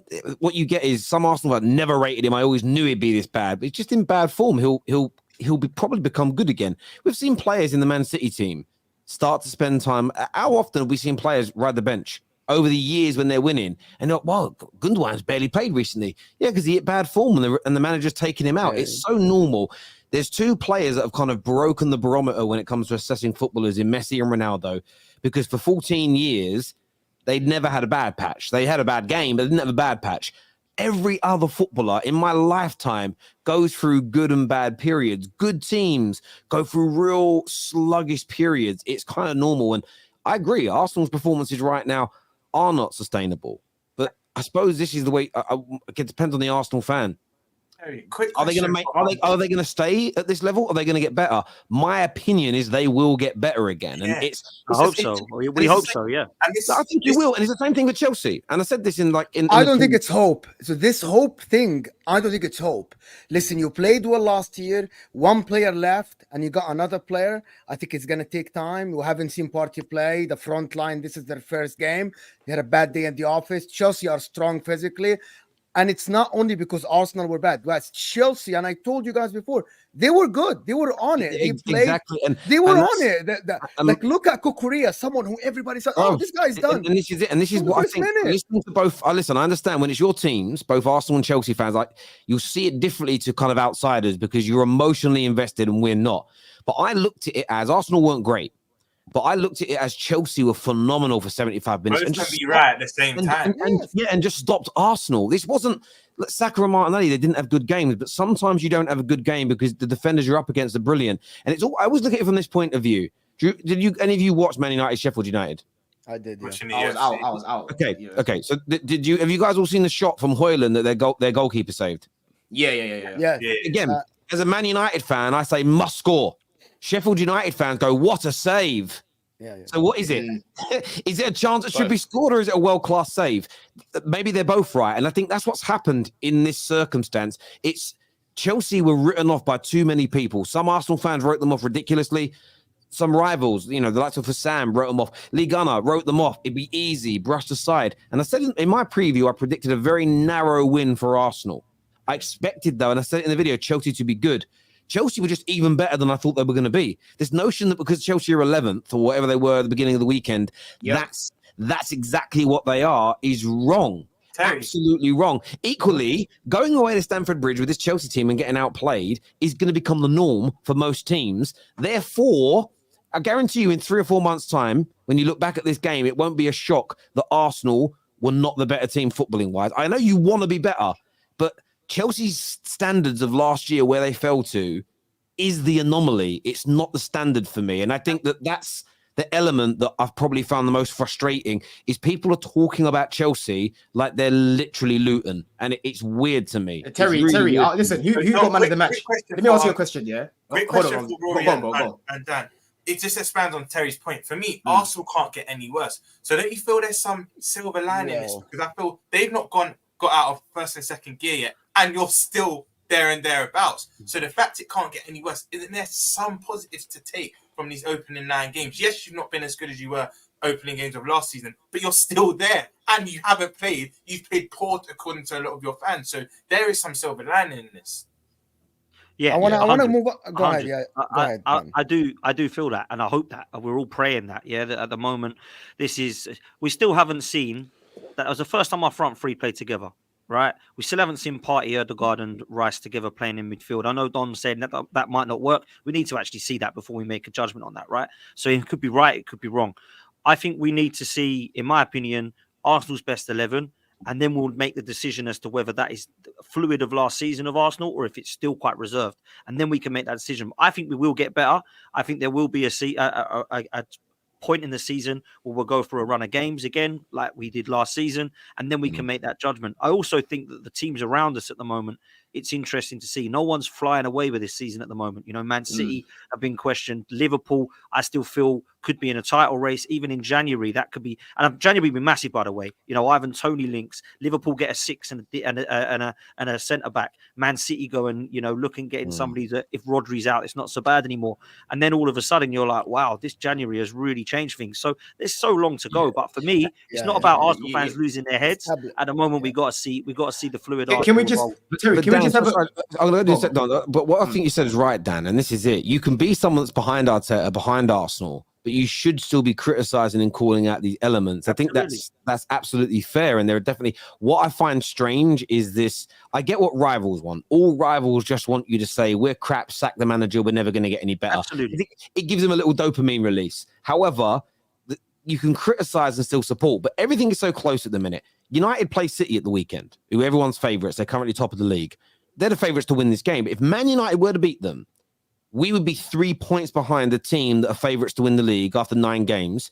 when, according to most people, it's been the worst start Man United have had in however many years. That's not because they're wrong for how bad our start has been. It's how early in the season we still are. So there's lots of room for improvement. But sorry, Don, you were going to speak. Yeah, sorry. I just want to speak about one guy that I spoke about in the summer when we signed him, and I got cooked. I got called deluded. I got told, oh, this guy's never scored in the Premier League before. The man of the match, Cole Palmer. What did I say about this guy on this panel, guys? I said this guy's going to come in here and he's going to be a serious signing for us. You know, every time I watched him for Man City, never looked out of place. And one thing I've always said about him is, for a 21-year-old, he's so polished. Do you know what I mean? Yesterday, he started in the 9. He was all over the place, bro. Whether that was pressing from the front, you mean on the ball, linking up the play, the one touches around the corner. This guy's going to be serious for us going forward, man. Cole Palmer was amazing. You know, he put Odegaard in the mud and Saka as well. Do you know what I'm saying? Because they both play in similar sort of positions. To be fair, Don, you praise every Chelsea signing you guys made, so it's hard for us to give you credit when you praise all. Hey, I remember Cole Palmer specifically because I was being told I'm crazy, I'm deluded, and all of these things. But now people are seeing it. Now people are seeing what I was seeing at Man City. One of the things about this Chelsea team is that something we call in football seeing the game out, and that's what you lacked, experience. When he took Sterling out, I thought Madueke was unexperienced, impressing. I thought like everybody on the pitch was unexperienced other than Thiago Silva. And that's what you need now. You need your older players to see games out. If you're leading the game and if you're in a bad place, you need this experience. This is what we told you, Don. And like, I thought your head dropped down after the first goal, which is somebody should have told these players, you're still 2-1 up at home. And this team already took off their best players. Odegaard, they took off Martinelli, but nobody did. Everybody's head was down. This is what we're talking about. Experience still, but we'll even experienced players, even experienced players can get Chelsea time though, guys. You've got to remember, Chelsea is 7 years without a title race. This is not. I know they won a Champions League in that time, but this is not the Chelsea of old. Whether we talk about standards, yes, the standards have got to be high, but it's after 7 years of not being anywhere near a title race, which means you struggle when you concede at bad times in games. And why you know that is because it's 7 years without a title. Any team that spends like Chelsea, spends like Man United, spends like any of our teams that's not been in title races is because you don't handle adversity well. Yes. At the end of the day, it's the money though. It's again, it goes back to the amount of money they spent, and this is why people put pressure on them. Yeah, look, this is something that will never go away until. But where are the Fen Chelsea is they've spent it in a way that no one has done before. Therefore, I'm not judging it like I would a team that spent £1 billion over 3 or 4 years. They've spent, and I would say a good 200 or 300 million pound of that has been spent in players that are never going to play for them, that they're going to sell for a profit later on down the line. So I get your point, but I just find it hard to do that because they haven't spent £1 billion on their first team squad. It's some of the players, I mean, a good couple of 100 million of what they've spent has already been fucking sold on. Like, the real positive thing for us as well, Terry. Like, I haven't complained about injuries once. Do you know what I mean? Even though we're missing big players, this ain't even our stroke. This ain't even us, bro. We still got other guys to come in. That was Arsenal's strongest 11 minus Partey. Do you know what I'm saying? This is just the beginning, man. So there's definitely positives to take. You need to add context. By choice. It's Thomas Partey. Yeah. Thomas Partey was not. Oh yeah, well, but it was exactly. It was the strongest 11. I want to go to some of these super chats here because there's a lot of Mr. Tybox here. Thank you for the donation, bro. Says, ha ha ha. I like Don, but he's deluded. They fluked a goal and a bad penalty, and we were denied a penalty. Had less possession. Table doesn't lie. Our worst game in 18 months, and you couldn't beat us. Get real. Love to all. Peace. Salty. Bro. It's so salty. Go look at the build-up play for us to even get that penalty. Go look at the build-up and how we got that penalty in the end. And why do people assume that this penalty was not a header that was going somewhere with a cross, and your defender was struggling to get a cross? It was a very good penalty as well. Very good penalty. The header was going well wide though. Yes, but ultimately, it was a speculative cross, a header that was going wide, and you've ended up with a goal out of it. So it was fortunate. Yeah, the PGMOL is about to come out and apologise for the Saliba and the Jesus penalty decisions. I don't think they'll be apologising for the handball. It's within the protocol. Yeah. Don thinks if he speaks the loudest and longest, he has a point. I'm with Don. I don't think it's a penalty. I know that you said, Dan, that the penalty, you're not really talking about the VAR side of things. I'm kind of on a bit of a mission with VAR at the minute because I want it to be fair. Considering they came out publicly and stated that Onana should have been a penalty. To not get that penalty, though, and I know you look at it like you didn't deserve to win, But the decisions, again, that decision was still horrendous, considering they've come out publicly and said that they are penalties. It happens. And it was barely even highlighted by... I mean, I think it's taken fans talking about it and football fans online talking about it for it to get any media coverage. But it was a weird one not to be given, considering Sanchez misses the ball and just takes the player out. It was crazy. And, look, I said earlier that wasn't an excuse as to the performance of Arsenal, but obviously I'm sitting there as an Arsenal fan frustrated that it's not been given. It's a clear and obvious penalty, in my opinion. And I think the handball one, we can sit there and debate, Terry, all day about whether we think it's a handball or we don't think it's a handball. What does the law actually say? That's what the question is. If the law states that it hits your hand and it's a penalty, then it's got to be a penalty. We can sit there and say it's harsh. John Terry can come out on social media and go, I'd be pissed off if that was against me. Yeah, 20 years ago at Highbury, I would have been exactly the same. I'd have been screaming. But at the end of the day, what the law apparently says is that is a handball. So if that is the way it is, we can't sit there and cry about it. We just got to hold that, move on, and get with it. With the penalty decision of Sanchez, I've seen this with Onana. I've seen Howard Webb come out and say, we will not be making that mistake again. And then a month later, they may do the same thing. They don't even look at it, like you said. Crazy for me, man. And there's been too many of these. Every single weekend, we're talking about this. And I just think it's pointless having it now for me. If you can't use something, what's the point in having it? It's mad. So that's the way I see it, bro.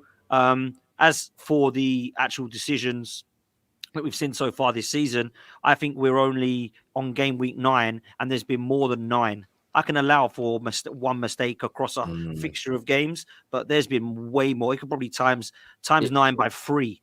It's almost every single live game now. It's either wrong 100%. Decisions, protocols not being followed, or inconsistencies within. And again, the only good bit of work I've seen, I don't like the handball rule, but this weekend, all those same types of handballs, all penalties were given.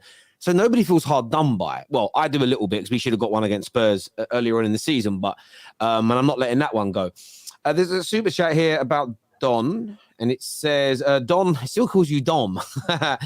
Don, deserves some apologies. People said Chelsea would get smashed, and me and my homeboy kept saying Arsenal fans were way too arrogant again. They don't learn. Remember Spurs, they were cocky as F for that game. Big up, man. Big up honesty, man, for being honest. Honesty also comes back here and says Arteta is on a 4-year rebuild, and if Arsenal are on City's level, like our fan base is claiming, their fan base is claiming, then they should have beaten Chelsea. No excuses. Imagine being 4 years deep and talking about fluky goals and penalties. Come on, man. This is the mighty Gooners we're talking about. What's going on, lads? You shouldn't be talking about fluky this and fluky that. You should have come to the bridge and walked all over us. You couldn't do it because you're not the team that you think you are. I actually agree with that, though, Don. I actually do agree with that, and I think that there's certain performances like this that there'll definitely be pressure and questions on where we're going. We're 4 years in, you're 4 months in, and we couldn't beat you. So there's definitely question marks for that, for sure. And this is the thing that I think there is sometimes a reality check with both of the fan bases. I see a lot of Chelsea fans getting very excited, getting very, oh my God, with 2-2, he couldn't beat us.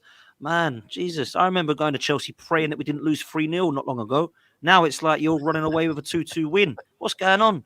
Like, that just proves where the clubs are right now, man. Football changes. It does. This here from Aya says Arteta has tinkered a bit too much. Odegaard should not be playing deep to start the build-up. Leave it to the man who did it last season, Partey. Gunnar in the CDN says we need to play Partey Rice at the 6. Jorginho ain't it. Once Rice moved to the 6, the game changed. And Don, the comparison was Odegaard, Declan Rice, and Thomas Partey versus yours, as opposed to Jorginho. Yeah, I mean, once I see evidence of that midfield working, then we can have a conversation. But I honestly don't think Rice will be that guy in the 8. I'll be real. Don, was Xhaka press resistant? Rice isn't working as an 8 because Rice has to worry about Jorginho behind him. Once Partey is back, Rice will be freed up. They wanted Partey sold, by the way. But there's no evidence. Yeah. For that. That's the problem for me. Like, I get it on ability. There's no evidence. Like, there is no evidence that Rice will be that offensive force that people assume he's going to be. Like, once we see it, well, like in England, he plays the deepest guy in the midfield. With West Ham, they're a very defensive team. And when they tried to go forward in the beginning of the season, we know what happened last year. So there's no evidence to that. Yeah, I hear you on that. This here says proximity, guys. Why is everyone ignoring this? On-field refs felt it was too close, which is why VAR is now apologizing along with the Jesus penalty. That's the one argument I've got with the penalty. Other than that, I think we all agree that it's stupid that is a penalty, but the rules are the rules. But the one issue I have is the on-field ref saw it hit his arm, because we all saw it hit his arm, and made the on-field decision that it wasn't a penalty because of how close it was. So for VAR to then overrule it and say it's clear and obvious, he has to have a different reason, or he has to be able to say the referee didn't see this. And I don't know what he could possibly have said to the referee to say to him, well, you've not seen this. That's the only issue I've got with it. It's how VAR was used. Saliba jumped leading with his hand, guys. Come on, just don't give me proximity. I don't know what give the me no fuck proximity. is. I don't get this thing. The guy, I don't care if you're close, if you're far. You jump with your hand leading, you're making yourself bigger.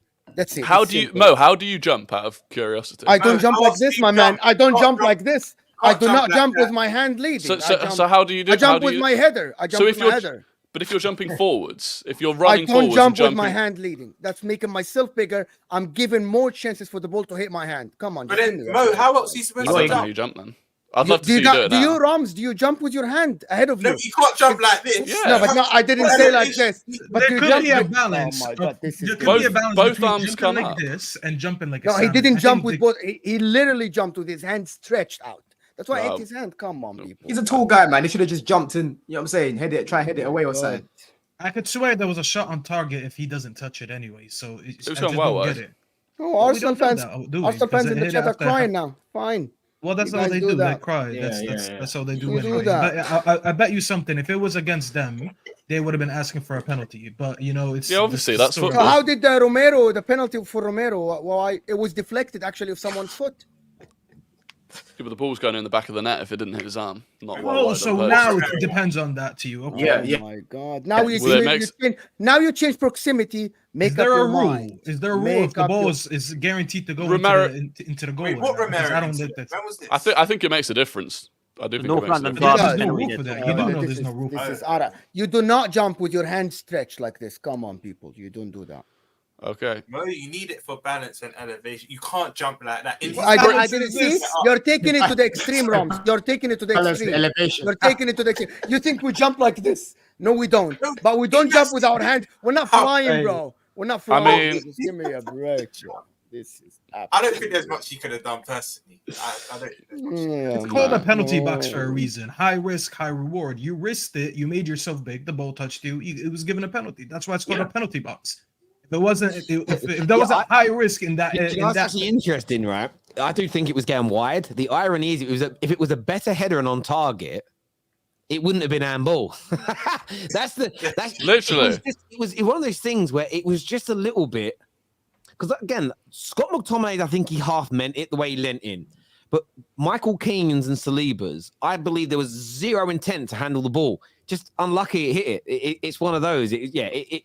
But yeah, there are a lot of people saying, rumor has it, PGMLO don't think Saliba's was handball, and they're going to come out. I'm seeing a lot of super chats, seeing a lot of chat on social media. They're actually going to come out, and this could be another apology that Arsenal get, and they're going to give a breakdown. Imagine that, by the way. If that's true, imagine that you basically have an admission that two penalties swung the opposite way to the way that they should have done. That's crazy. But That is equally, crazy. not reviewing it because you think the right on-field decision was given, it's annoying, but okay. But they actually reviewed it. And if they've reviewed it and got it wrong, that's just, this is not a defense of Arsenal or an attack on Chelsea. But imagine reviewing it for 5 minutes and then you and your bosses sit down and go, actually, I think we made the wrong. How can you make a wrong decision after 5 minutes? The thing is, though, crazy. surely they can change that rule, because if you guys remember, last season, that handball rule, like literally, if the ball just touches you, it was given as a handball straight away. Then after the World Cup, they changed it. They changed that rule, so they stopped giving that. They were a little bit more lenient. So surely they can do something around that. Surely. What's mad though is that you just come out and say sorry and it's fine. Like if next week I might just like, do you know what I mean? Maybe all of us should just not come into work for 6 days and then just say sorry every time. We'll be all right. Yeah. Sorry about that. Yeah. Crazy, man. African Giant here says, love how Arsenal fans say bad pen until it happens to them. I think Robert Sanchez clatter should have been a penalty for Arsenal, and I'm a Chelsea fan. Fluke goal or not, reality is you lot sucked bad, is what African Giant's got to say. I'm so happy Mudryk scored that as well. They can hold that one there. I mean, this is the thing with Mudryk. Gassing up Mudryk, effectively mistimed a header that was going wide and absolutely shanked across, and he got a goal and an assist out of it. People think he's unbelievable. You know what? With the Mudryk goal, there's two different angles. There's an angle that looks like he looks at Raya and sees him off his line. But if you look at the angle actually facing, he mishit it. Come on. He didn't look one.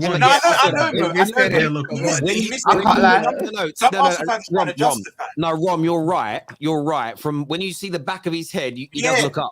But when you look at the angle where you see his eyes, you can clearly see he's looking at who to cross it to. Come on. Let me tell you something. Dan and Rory, this is why I didn't want Kepa, bro, because if you check his stats, long range, they're as bad as Kepa's last year. They were up there, the worst. When it comes to long range shots and stuff, he's not great because he's not the tallest. I think he's only 6 foot. But when he was in goal for that penalty, I was looking at him and I was like, bro, that is Frodo Baggins in that goal. He looks so small. Yeah. He's crouching down. I was like, he's tiny. That's why he's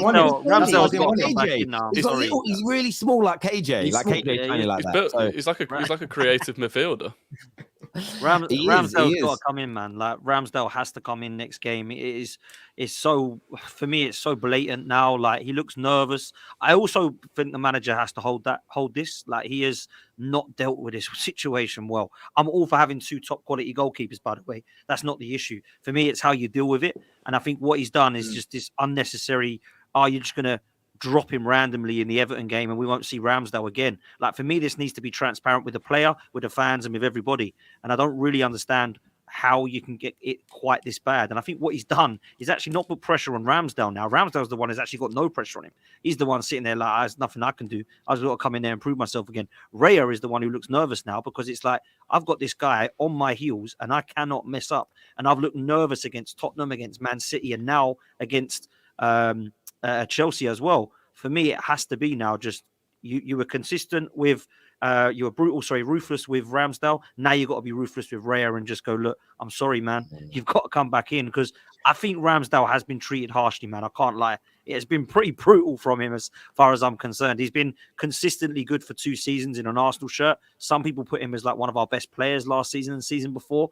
And although he has made mistakes, Aaron Ramsdale, for sure, I do think he gets a harsh time. And I don't really see much difference between the goalkeepers. If you're going to drop Ramsdale, that's fine. Make sure that Alisson coming in, because at the moment they're like this. And actually Ramsdale's probably like that.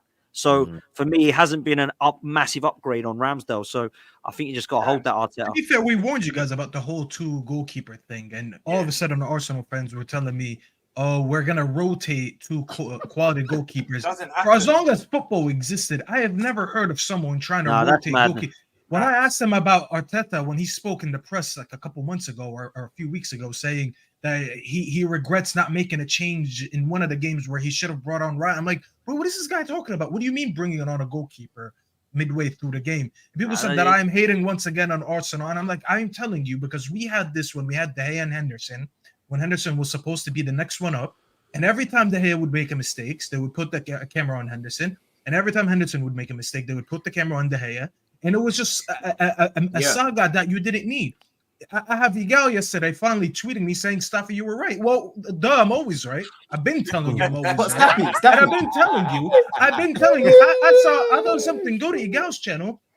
Gunnar Souls was having a meltdown. He was calling him shit. About a month ago, he was adding me on Twitter saying Unana's shit and Raya's better. But these guys never listen until they see the evidence first. Listen, bro, there was nothing wrong with Ramsdale. Is he the best goalkeeper in the league? No. But was he good enough to stay as your number 1? 100%. Did you need Raya? No. And now I think you're wrong. No, hold on. Raya, sorry, Don. I think actually Raya, stats-wise, on the eye, when he started for Arsenal, that connecting more long passes, getting out of the press. Don't deny that because he made a mistake. I did not deny he actually that. improved. You need one. They're building from the play, from the back, leading the 18-yard box and crosses. He was better than Raya. The fact that he crumbled under pressure does not take away from what he did before. I don't do that. Don't be reactionary. I'm not reactionary. I said you don't need 2 goalkeepers. But did he improve or ask not? These questions. Did he Who improve improved? them or not in the games before? Oh, right. That's the question. In my, Yeah, but my but that's opinion, not my I'm not opinion. going to ask you only the question. I'm going to answer it for myself. I saw he improved their build-up play from the back. He connected more long passes than Ramsdale. He helped the team get out of the press when other teams pressed them. And actually, he commanded the area better than Ramsdale. Did he make mistakes? Yes. Did he crumble under pressure? Yes. But the fact is, he was an improvement, and everybody saw that over Ramsdale when he started playing. That's it. And do you know what, Mo? I feel like Raya can actually learn something and improve from this, because I do feel Ramsdale will get reinstated, but this was an accident waiting to happen. You saw against City, you saw against Spurs, and it finally happened against Chelsea, the final straw. But I think when he does get reinstated back into that team, I think he'll be able to deal with the pressure a bit more, because he's now been through it. Maybe that needed to happen to him for him to become stronger in the future. Yeah, But but the thing is, one minute. Staffy, you're right as well, because recent years we've seen it with United, De Gea and Romero. We've seen it with Real Madrid. I think it was Qatar and Navas. We've seen with Chelsea, I think it was Kepa and Mendy. If two keepers that feel they should be number one, it doesn't work. Ultimately, you're right, Staffy, it doesn't work. But I feel like Raya will get better from this. I do. Bro, you want your goalkeeper to always know. I actually think Arteta will actually keep Raya in goal. I really don't think You reckon? He's not going to take him out. Raya's staying in, man, because he's so stubborn, Arteta. He will keep him, and he will keep him, and he will keep him. And Ramsdale will be our top keeper. I just, unfortunately, that's what I think. I would put Ramsdale back in.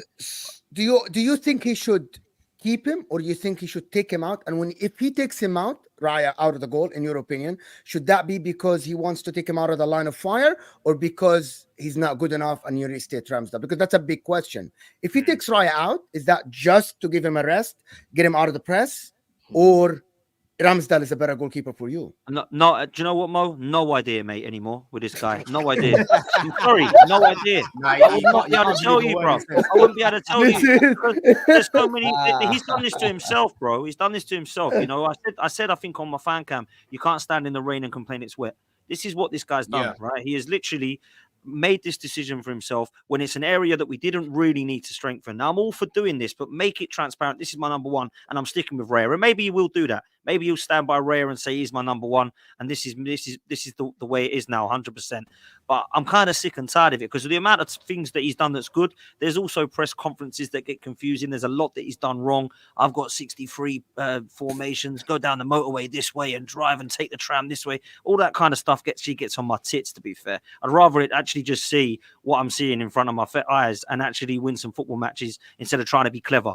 Yeah, because actually you've got to master something first and win something and actually get us over the line before you start being cocky and trying to be too clever, right? Because we can all sit there and play false nines and copy Pep and play the goalkeeper out from the back and go and do an inverted this and play this style. But actually you've got to win something first doing that, because Pep Guardiola takes those risks because he's won this style. We haven't done anything yet. So for me, an FA Cup with an old Emery side doesn't justify dicking around with the team.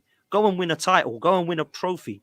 Prove that you can get this side. The thing is, 700 million pounds. Yeah, but Rory, Rory, before you come in, just a quick point. Yeah, the irony of this whole goalkeeping situation, because Rory, I was literally on the top six with you when we spoke about this.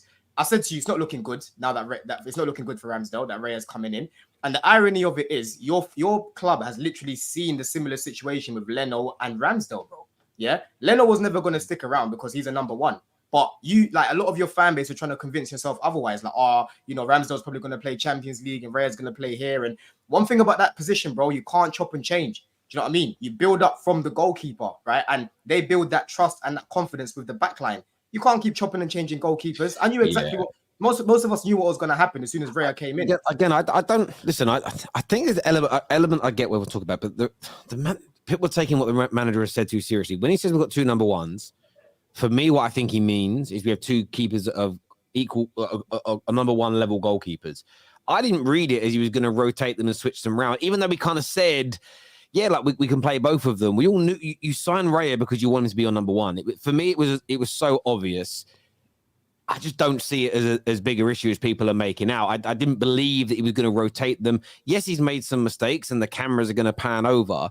But I would say this to a lot of Gooners, the more you all talk about it, the more the pressure is going to build up. It's one of those things where if you all just, I don't mean this rudely, shut up, the pressure will die away. But you're almost creating, like Deji's doing earlier, if all Spurs fans keep talking about title races, that pressure is going to build up really quickly on their team because the media picks up on it and everyone goes in on them. Sometimes you're better off keeping your powder dry. We've got some more. I've got to try and get through some of these super chats, boys. This one says the award of the pen because it was perceived that he to be a headed target. That's what the commentator said the VAR was discussing during the review. Okay, that makes sense. Highbury Ultra says, sounds like you've never played football in their life. Mudrik's hands were high. Try use leverage and jump without your hands. It's different between jumping and you blocking a shot while standing, is what he says to you there, Mo. You ain't played football, mate. I didn't. I didn't actually. It might be my Spanish bias, but I just don't think Ramsdale is better than Raya. Although I do agree now he has pressure on him and it's all on Raya. This year's a Staffy. So Staffy does RDZ. De Zerbi, there we go. Do the same with keepers. It isn't about who is better. Raya fits Teta's tactics, whilst Ramsdale isn't comfortable to play as LB in possession. It isn't comfortable playing the ball in possession, I think is what he means there. Did they rotate the goalies at Brighton? Maybe that's why they're conceding a lot of goals. They did do a bit last season, right, between Steele and Sanchez. I don't understand what the question is. I'm just saying you need one. If you trust Ramsdale, keep him. If you want Raya, sell Ramsdale. That's all I'm saying. I don't think you need two goalkeepers of similar quality, one playing, one on the bench. I don't think you need that. If there's one definite goalkeeper, if Alisson makes a mistake tomorrow, no one is asking, should he be benched? He could go 2 games with making mistakes. No one's going to do that. Same for Edison. Because they're known. They're known to be the best goalkeeper. But when you have 2 goalkeepers that are close in quality, you will have these conversations. The fact that we've been talking about it for the past 15, 20 minutes just proves that I was right about it. We shouldn't be. Staffy, you know what Arteta should just do? Put 2 names in the hat, close his eyes, and just pick one out. At this point, I thought that's what Arsenal fans thought were going to happen. You know, it's like, but do you know what? Just quickly, tell, because I know you got to do super chats. Just very quickly though, Arteta has already kind of messed this up once before, and I don't want him to make that same mistake because with Leno and Martinez, he kept Leno and got rid of Martinez, right? So because they're 2 number 1 goalkeepers. If I see this happen again now with Ramsdale and Raya and it goes wrong, I'm going to be looking at him and going, "What is going on with you and goalkeepers?" You know. So that's all I'll say. Go on, Tell. Sorry. That makes sense. Chelsea looked good, but did they really threaten and batter Arsenal? I don't remember the goalkeeper making a save like 2-2 at Anfield. We weren't really tested, to be honest. Oh, I keep seeing this narrative, but Terry, we were 1-0 up. We were controlling the game. We let them have the ball because they come and break us down. Why do we need to keep attacking you? You come and break us down, and every time we won it back, we was a threat. This is why Zinchenko had to come off at half time because he couldn't handle it. He couldn't handle Sterling on that side. So I don't really agree with that. Arsenal season is a clash of don't want to negatively ruin the game versus sorry, they are the rules. Terry, I'm tired of it, man, is what Manny says here. Arsenal played with a spirit of Mustafi and still didn't lose against 1 billion Chelsea. Come on, you gooners. Aya here says, I told my Arsenal fans before both the Chelsea and Spurs games, this hype over our team where we expect to smash teams is mad. We've done nothing to warrant such arrogance. Leave that behavior to Deji. I like that. Looking like a proper title race might happen this year. Always want my Gunners to win, but I can't lie. It's great to see this many teams involved, even in these early stages. Game on.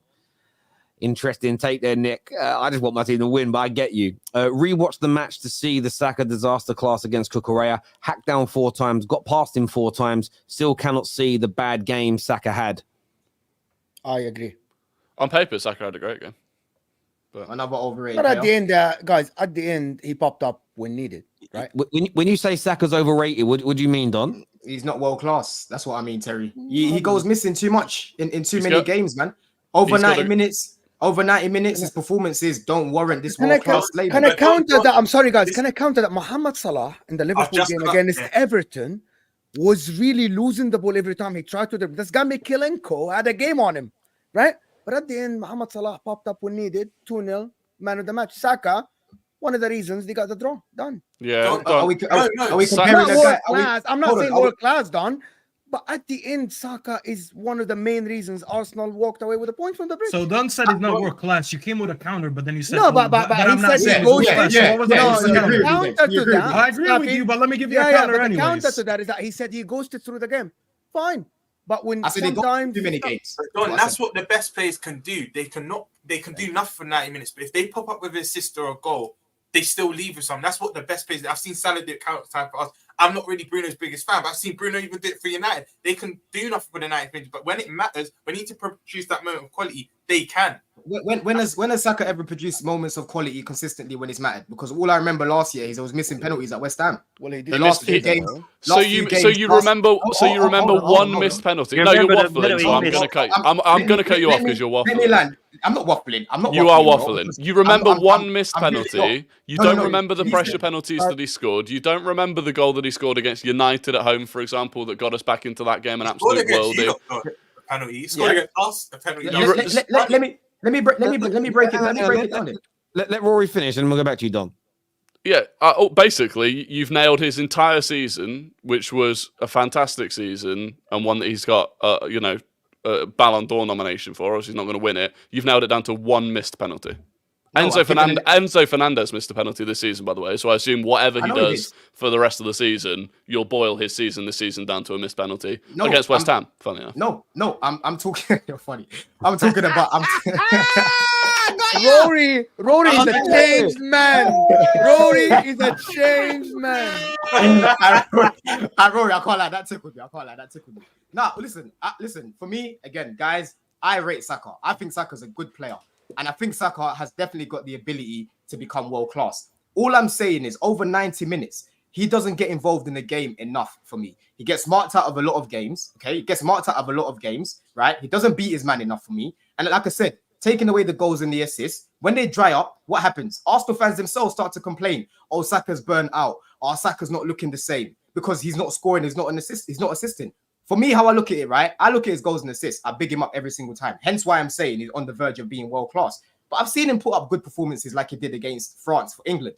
He was our best player that day. He won us a penalty. He was literally, everything was going through him. So I know that Saka has that in him, but he doesn't apply himself enough over 90 minutes. So what you're saying, Don, is he's a 21-year-old kid who's still got a long way ahead of him. That would make that. I don't really understand what you're arguing. What I'm saying is he's on the way to becoming world class, but the world class shouts right now are a little bit too much premature. I would say that's fair. I don't really know that there's many that are saying he's world class, but maybe there are. There's a lot. Just to debate your point about him not doing enough over 90 minutes, in the game against Chelsea, where I think you think he didn't do much, statistically, most duels won of anyone on the pitch, most chances created of anyone on the pitch, most take-ons completed of anyone on the pitch. You said he doesn't take it past his man.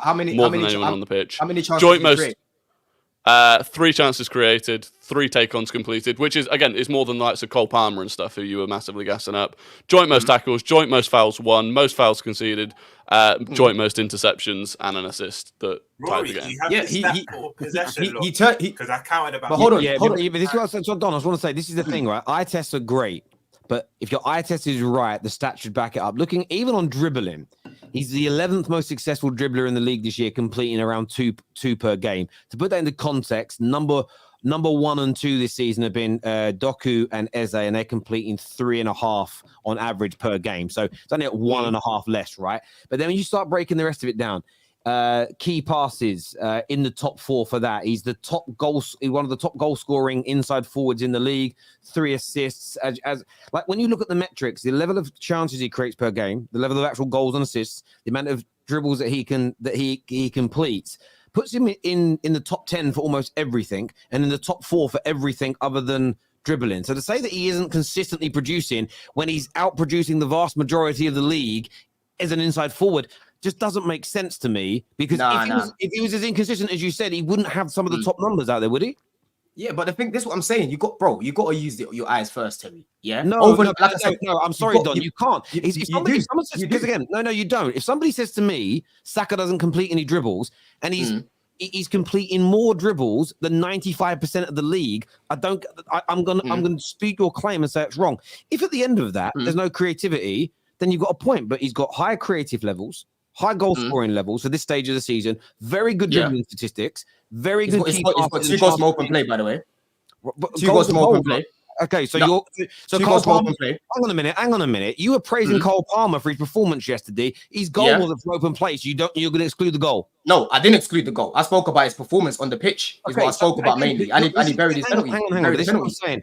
To act like Saka hasn't put in good performances for me is disingenuous. When you say they're not consistent, I want you to answer this question for me. If his performances overall, I'm not saying he doesn't have bad games, they're not consistent. How can he consistently have some of the best numbers in multiple areas that you analyze players? How can the numbers be high if the performance isn't there? This is what I'm saying, Terry. Over 90 minutes, bro. I'm not saying that Saka goes throughout the whole game. That's not what I'm saying. I know Saka does things here and there because he gets the ball a lot, bro, and he helps them retain possession. If you look at how many times he's passed the ball back here this year, he's literally second behind Kyle Walker. He's played the ball back a lot, bro.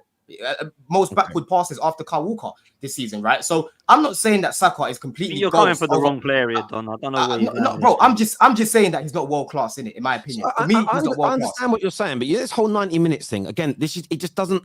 I think it's something that people started saying on social media, but it doesn't exist in real football. And what I mean by that is, okay, he doesn't do it for 90 minutes. If we look at key passes, so this is passes that break lines and create chances.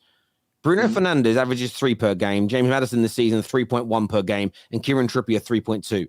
Everyone's raved about Maddison and how he's been dominating games and creating. Saka's doing 2.8 per game.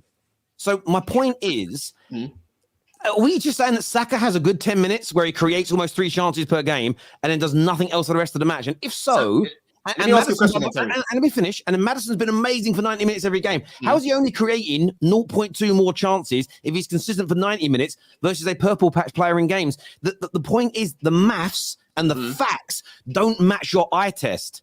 It's like, guess what, though, Terry? It don't make sense. Guess what, though? Let me ask you a question then, because last year I was saying Saka's actually improving his performances, is what I was saying. This year, would you say that Saka's looking like what he was looking at last year, bro? Because I was bigging up Saka a lot last year, bro. A lot more than I am this season. Again, but this is the question. You're now looking at an individual within a team sport. So for me, Arsenal have not been as fluid in terms of how they're playing in games. So the whole team looks different. So yes, Saka doesn't look as potent as he did last year, or is fluid, but that isn't because the whole team's doing it and he's struggling. It's because the team is playing differently. And for me, 9 games into the league season, the way they're playing, this isn't a form issue. This is an instruction from the manager. It's too many games, in my personal opinion. I think they're being told to play slower. I think part of the reason Dan called it earlier is so that maybe there's some legs left come March, April, May. I think they're not going full guns blazing this early. Jurgen Klopp made that mistake in his early time in the Prem, where they would play every game 100 miles an hour. 70th minute would hit in matches, and they would fall off the edge of a cliff, and they conceded so many goals. And they had to learn to change. So I think that's what it is, bro. But the point, I talk about this all the time when people say things like Rashford makes exponentially more bad decisions than his peers in his position. The numbers don't match the opinion, because if he's in a team that has less possession and is worse than the big boys, and he makes more poor decisions, how is he dribbling as much, scoring as much, and creating as much as his peers?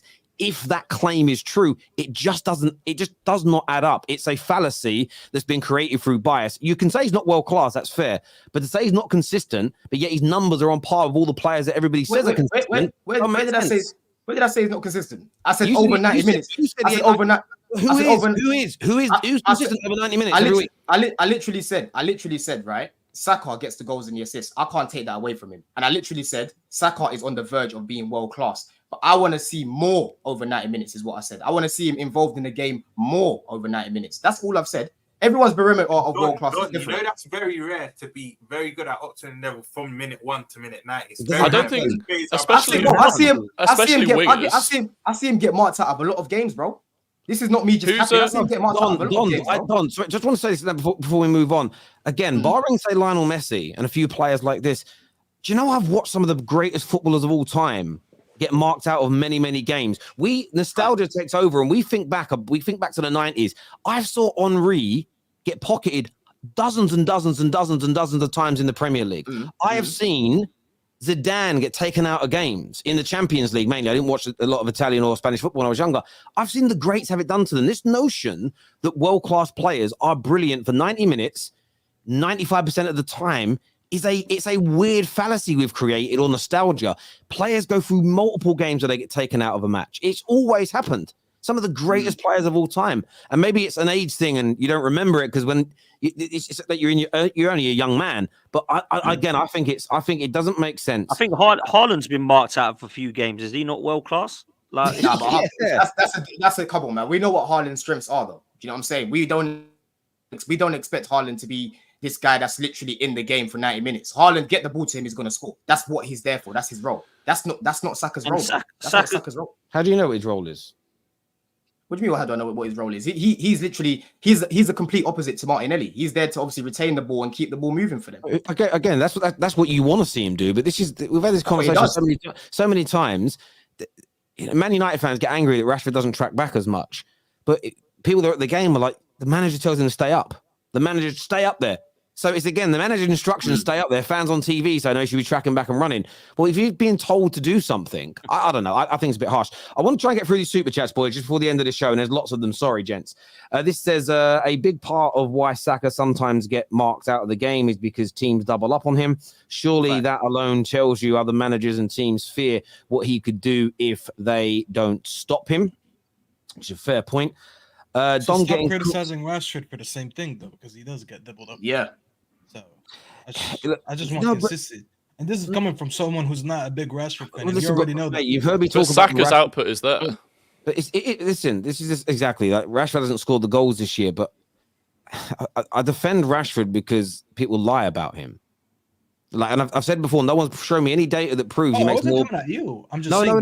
Mate, I know you're not. I'm agreeing with you. People said to me for 4 years he makes more poor decisions, than other players in his position. I've been asking for 4 years for someone to show me the data on this.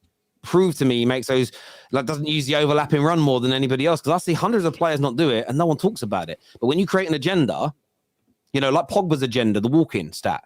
We never got shown by Sky Sports everybody else's walking stats. So we have no fucking idea if walking for 20 minutes is good, bad, or indifferent. Stats can be manipulated.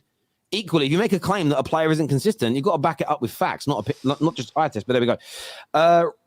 Rory Palmer was taken off. Saka wasn't. Blurry stat. Yeah. Back up to Saka anyway. Saka didn't rainbow flick the fullback. He's crap, is what Ultra. This is where Arsenal fans go wrong, because I love Saka. I think he's a top player, but I just think it's premature. These shouts of world class are premature, in my opinion. Okay, I hear you on that. Maybe he shouldn't have jumped. He needed to block it with his body or feet. You can't just throw yourself at the ball and see what happens. That's obviously back to the Saliba handball. This is gone in. Sorry, go on. Sorry, if he'd gone in with his feet at head height, I don't think that would have been a much better outcome. Yeah, and then he catches his head and gives the penalty. Yeah, and gets a red card. Don, learn to rewatch the games with context. Watching a game live leaves you susceptible to emotional bias. Stats confirm what we see with our eyes. I've literally said Saka had a better second half, and you guys literally made a compilation Saka second half. I saw it earlier on Twitter. Because in the first half he stunk out the place. Yeah. This is Staffy. You can learn a lot from Rory. Just stop twerking. Don, nobody believes in your rubbish. Big up Roms and Potts. Don's great. Love Don. Saka gets doubled and tripled, teamed every time. I might call him Maya. On Saka, only Haaland scores more goals that earn his team points, equalizes winners basically last season. Lots of games for us, is what Gig says. He actually has a low stat on that. Is he saying Haaland has that stat? Haaland had one of the lowest stats in terms of scoring, winning. He's comparing him to Haaland. So he's not saying that they're the highest in the league. Yeah. He's comparing him to us. Saka's Premier League stats this season: 8 matches, 4 goals, 3 assists. Over half of Chelsea's billion wasn't involved in the game, but Arsenal's 600 million was. Seems like someone's cocky title challenges are running from responsibility. Thank you again for that super chat, Blaze. Arteta bought Raya out. What does that mean? FOMO. Missing out. There we go. Because United got Onana, Chelsea got Sanchez, fear of missing. Right, there we go. Yeah. All ball playing keepers, and he didn't need one, to be honest. It might be onto something here. Tevin, like a next door neighbor buys a new car, so someone else goes and buys one. Yeah. Bottom line, bottom line, deep down, a lot of our fans don't trust Arteta as yet, and rightfully so, because he has to earn it. So if he does something odd, it won't be perceived well. I'm waiting and seeing, is what Tevin says. Honesty here says, off topic, if you were a Prem manager, which club would you manage? PS, you can choose the club you support. I've got a Staffy with this one, just in the interest of time. Anything that's not Man United, I'll tell you that. I'm staying far away from that club. Yeah, I wouldn't manage that club either. I agree with you. Don went from wanting Gallagher out for 2 seasons to Gallagher is better than Arsenal's midfield. See what happens if you were just patient. No, bro. Fishing for 2 years. Everyone knows that Gallagher off the ball is serious. Like, he needs to improve on the ball. It's okay though. Listen, I was doing a watch along when McTominay scored, and they're like, "See, Staffy, you're giving him slander on this, bro. The guy had 9 passes the whole game, but I'm gonna forgive him because he scuffed the. Oh my god, bro, these fans. If Scott McTominay played American football, he'd be the kicker. He's got a good shot. He's got a good strike. That's it. He's one of the best ball strikers in our team, but that's the only thing that I think he has. Yeah, true. That plus running, and people thought weird. it was crazy. Imagine when I hit a ball as clean as that, but he can't pass well. It doesn't compute. It's strange. Yeah, his weight of the passing is weird. It's very yeah. But the same as some guys that are really good passers. They can literally pass a ball and hit a tree trunk that's like 80, 90 yards away, but then they get in front of the goal and they can't finish. It doesn't. That don't make sense because that's just passing as well. It might be harder to pass. I think it's harder to pass a football with the correct weight and the correct precision than to shoot a ball. Than putting all your weight behind the ball and shooting. Yeah, I think it's easier if you have enough strength and you have enough muscles. Maybe. And you can hit the ball in a certain spot that you got used to. Maybe. To me, that's easier. You know what's astonishing, Staffy? That he's 26 years old. He hasn't learned yet. That's no. Do you know what? I'm not even joking, Mo. Where I disagree with you, Staffy, is there are more players that are good at passing in football than there are brilliant finishers. So I think that finishing is slightly harder. But that's not really finishing, Terry. I'm saying you can shoot. You can shoot with power. Yes, precision. Not everyone is very precise with the shot, but I think being a good passer, okay. I hear you. Being a precise passer, because I'm not gonna lie to you, I've been playing football for years. I can't shoot, but I could really pass the ball very well. But when it comes to shooting, especially from distance, like McTominay does, I couldn't do it, bro. What position are you, Staffy? Don't worry about it. We'll talk about that. Staffy's water boy, innit? Water boy. Did you hear an Arsenal fan saying he doesn't want us criticizing Levy? Him and Lewis have held this club back for decades, being one. Cal, Dan was being sarcastic, to be fair. He was being sarcastic. Hello from the States. Hello to you. It says, with performances like Nketiah and Trossard clicking with Saka so well, do they deserve a starting 11 more than Jesus and Martinelli? Trossard has a shout, but I think he's just so good off the bench. Eddie Nketiah is not. I got a headache. Absir says, you get away to squeeze Rashford into everything. I didn't bring Rashford up, though, did I? I think he's talking about me. I am on this panel for a reason. Okay. I forgot his name, but I am here for a reason to speak, first of all. And secondly, everyone knows who watches the Terrace, I'm not even a big advocate of Rashford. I just wanted to bring him in. Staffy, is there anyone in your club that player-wise or anyone? We'll talk about that. Staffy likes all the players that are rubbish, that don't perform. It's a joke. If anyone is getting triggered watching. That was true. I would have liked Bruno then. Yeah. Terry, you were saying all along, if Arsenal beat City, it would be a massive confidence psychological boost for the rest of the season. Doesn't seem so. Well, we haven't seen the rest of the season yet. But what I also spoke about, I said that it could be and it should be. And they can't then go and drop a disaster. And I've said already, they weren't great at the weekend, but I think Chelsea deserve a lot of credit. And sometimes you can afford to do that. But let's see what it does for them throughout the course of the season. Again, I don't think seasons are written off after game week 9 because of result. By the way, not winning away at Stamford Bridge against Chelsea, I just don't see it as this really weird, embarrassing situation. Missing Partey big time. Last season was the same performance when he was out injured. No fluidity whatsoever. Jay here says, might sound crazy, but I think if we get Tony in January, the answer to our left central midfield is Jesus. I've seen someone told me Zinchenko earlier.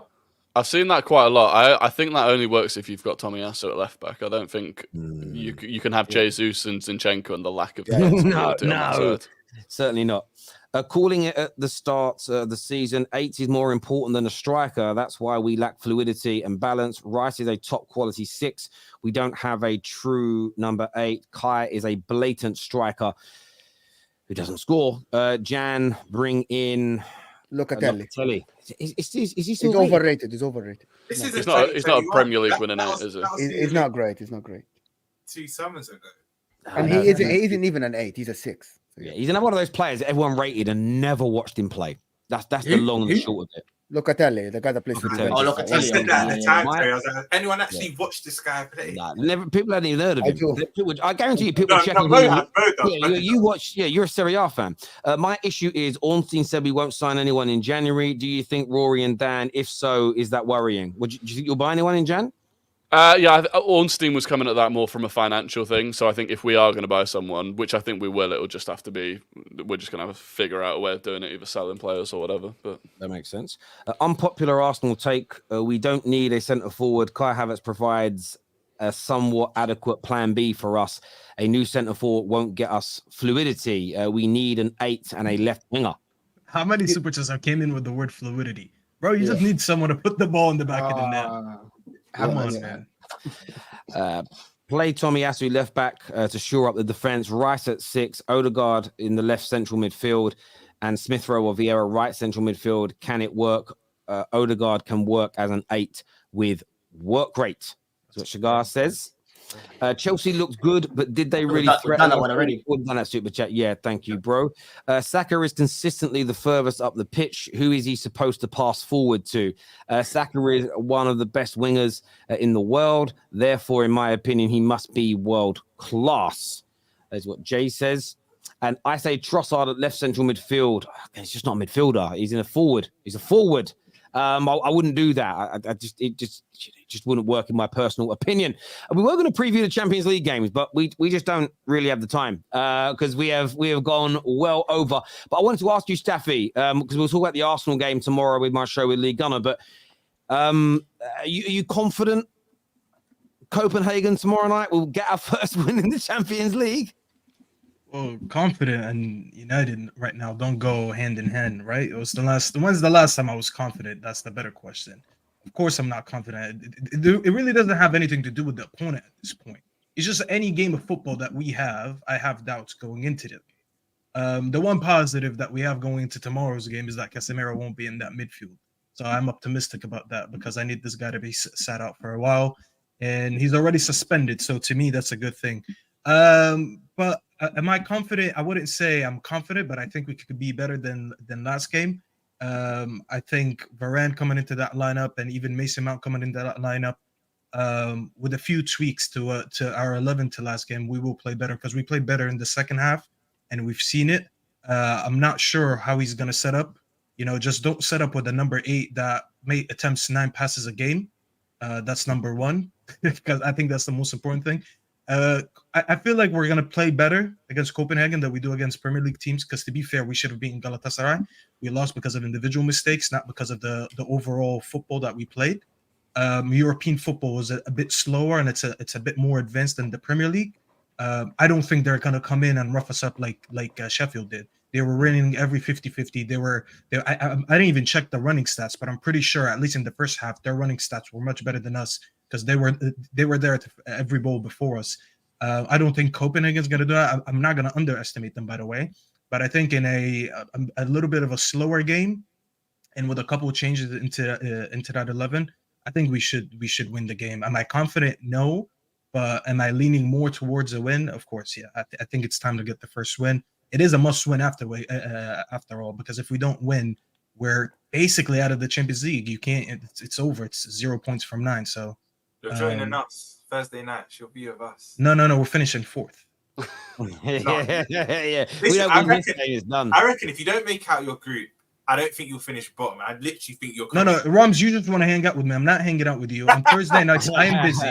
Don't hit me up. I'm putting my phone on Do Not Disturb. I won't be available on Thursday nights. You know, if they don't qualify, I can already picture Terry's monologue before bringing everyone else on. Do you know what's you know when Terry's face turns so red and then he starts ranting? I picture I'm gonna wake up and like I'm gonna see that Terry tweet posted like 3 hours ago rant about Manchester United missing the Champions. We should be winning both these games back to back against Copenhagen. Except I still am at this point. I have to remind myself that we lost to Galatasaray because we were actually really good on the night. How we didn't win, maybe that's a little bit how Chelsea felt on Saturday, even though you drew the game where we were really good for large parts. But as you say, individual mistakes, poor goalkeeping and everything else. So I think we'll be all right. But I'm like you because of the way we've been recently. Like there's a nervousness that's there, but we will see. Because every game there's a new mistake, Terry. Like people ask me, like, what's wrong with United? I'm like, I can't put my finger on one thing because every game in isolation it's not very good right now. It's as simple as that. Look, I want to thank everyone who's tuned in. I want to thank the super chatters, everyone who's smashed the like button so far. Thank you. Please give it a hit if you haven't done so yet before you leave. We are live later after the Spurs Fulham game, so come tune in. We'll be reviewing that match tomorrow. I don't know what the content will be in the morning. We'll see what's trending news. Lee Gunner and I are back in the afternoon at 3:30 to look back at Arsenal's game with him, plus preview in more detail the Champions League fixtures ahead. And, of course, the match reaction to the Champions League games tomorrow night. Oh, African Giant's back here again. He says, Rory, how do you seem so normal on TFT, but on Twitter, I cannot stand your takes? Is it all an act, or am I seeing a rendition of the split of the movie? Yeah. Twitter's just not the real world, is it? So, yeah. Take what you see on here. The blue tick gives people a different chest on Twitter. I'll tell you that. Yeah. TikTok's even funnier because like everyone changes again on that. Honestly, it is like split personalities the way people are. It's crazy, but there we go. Thanks everybody. Take care. Goodbye.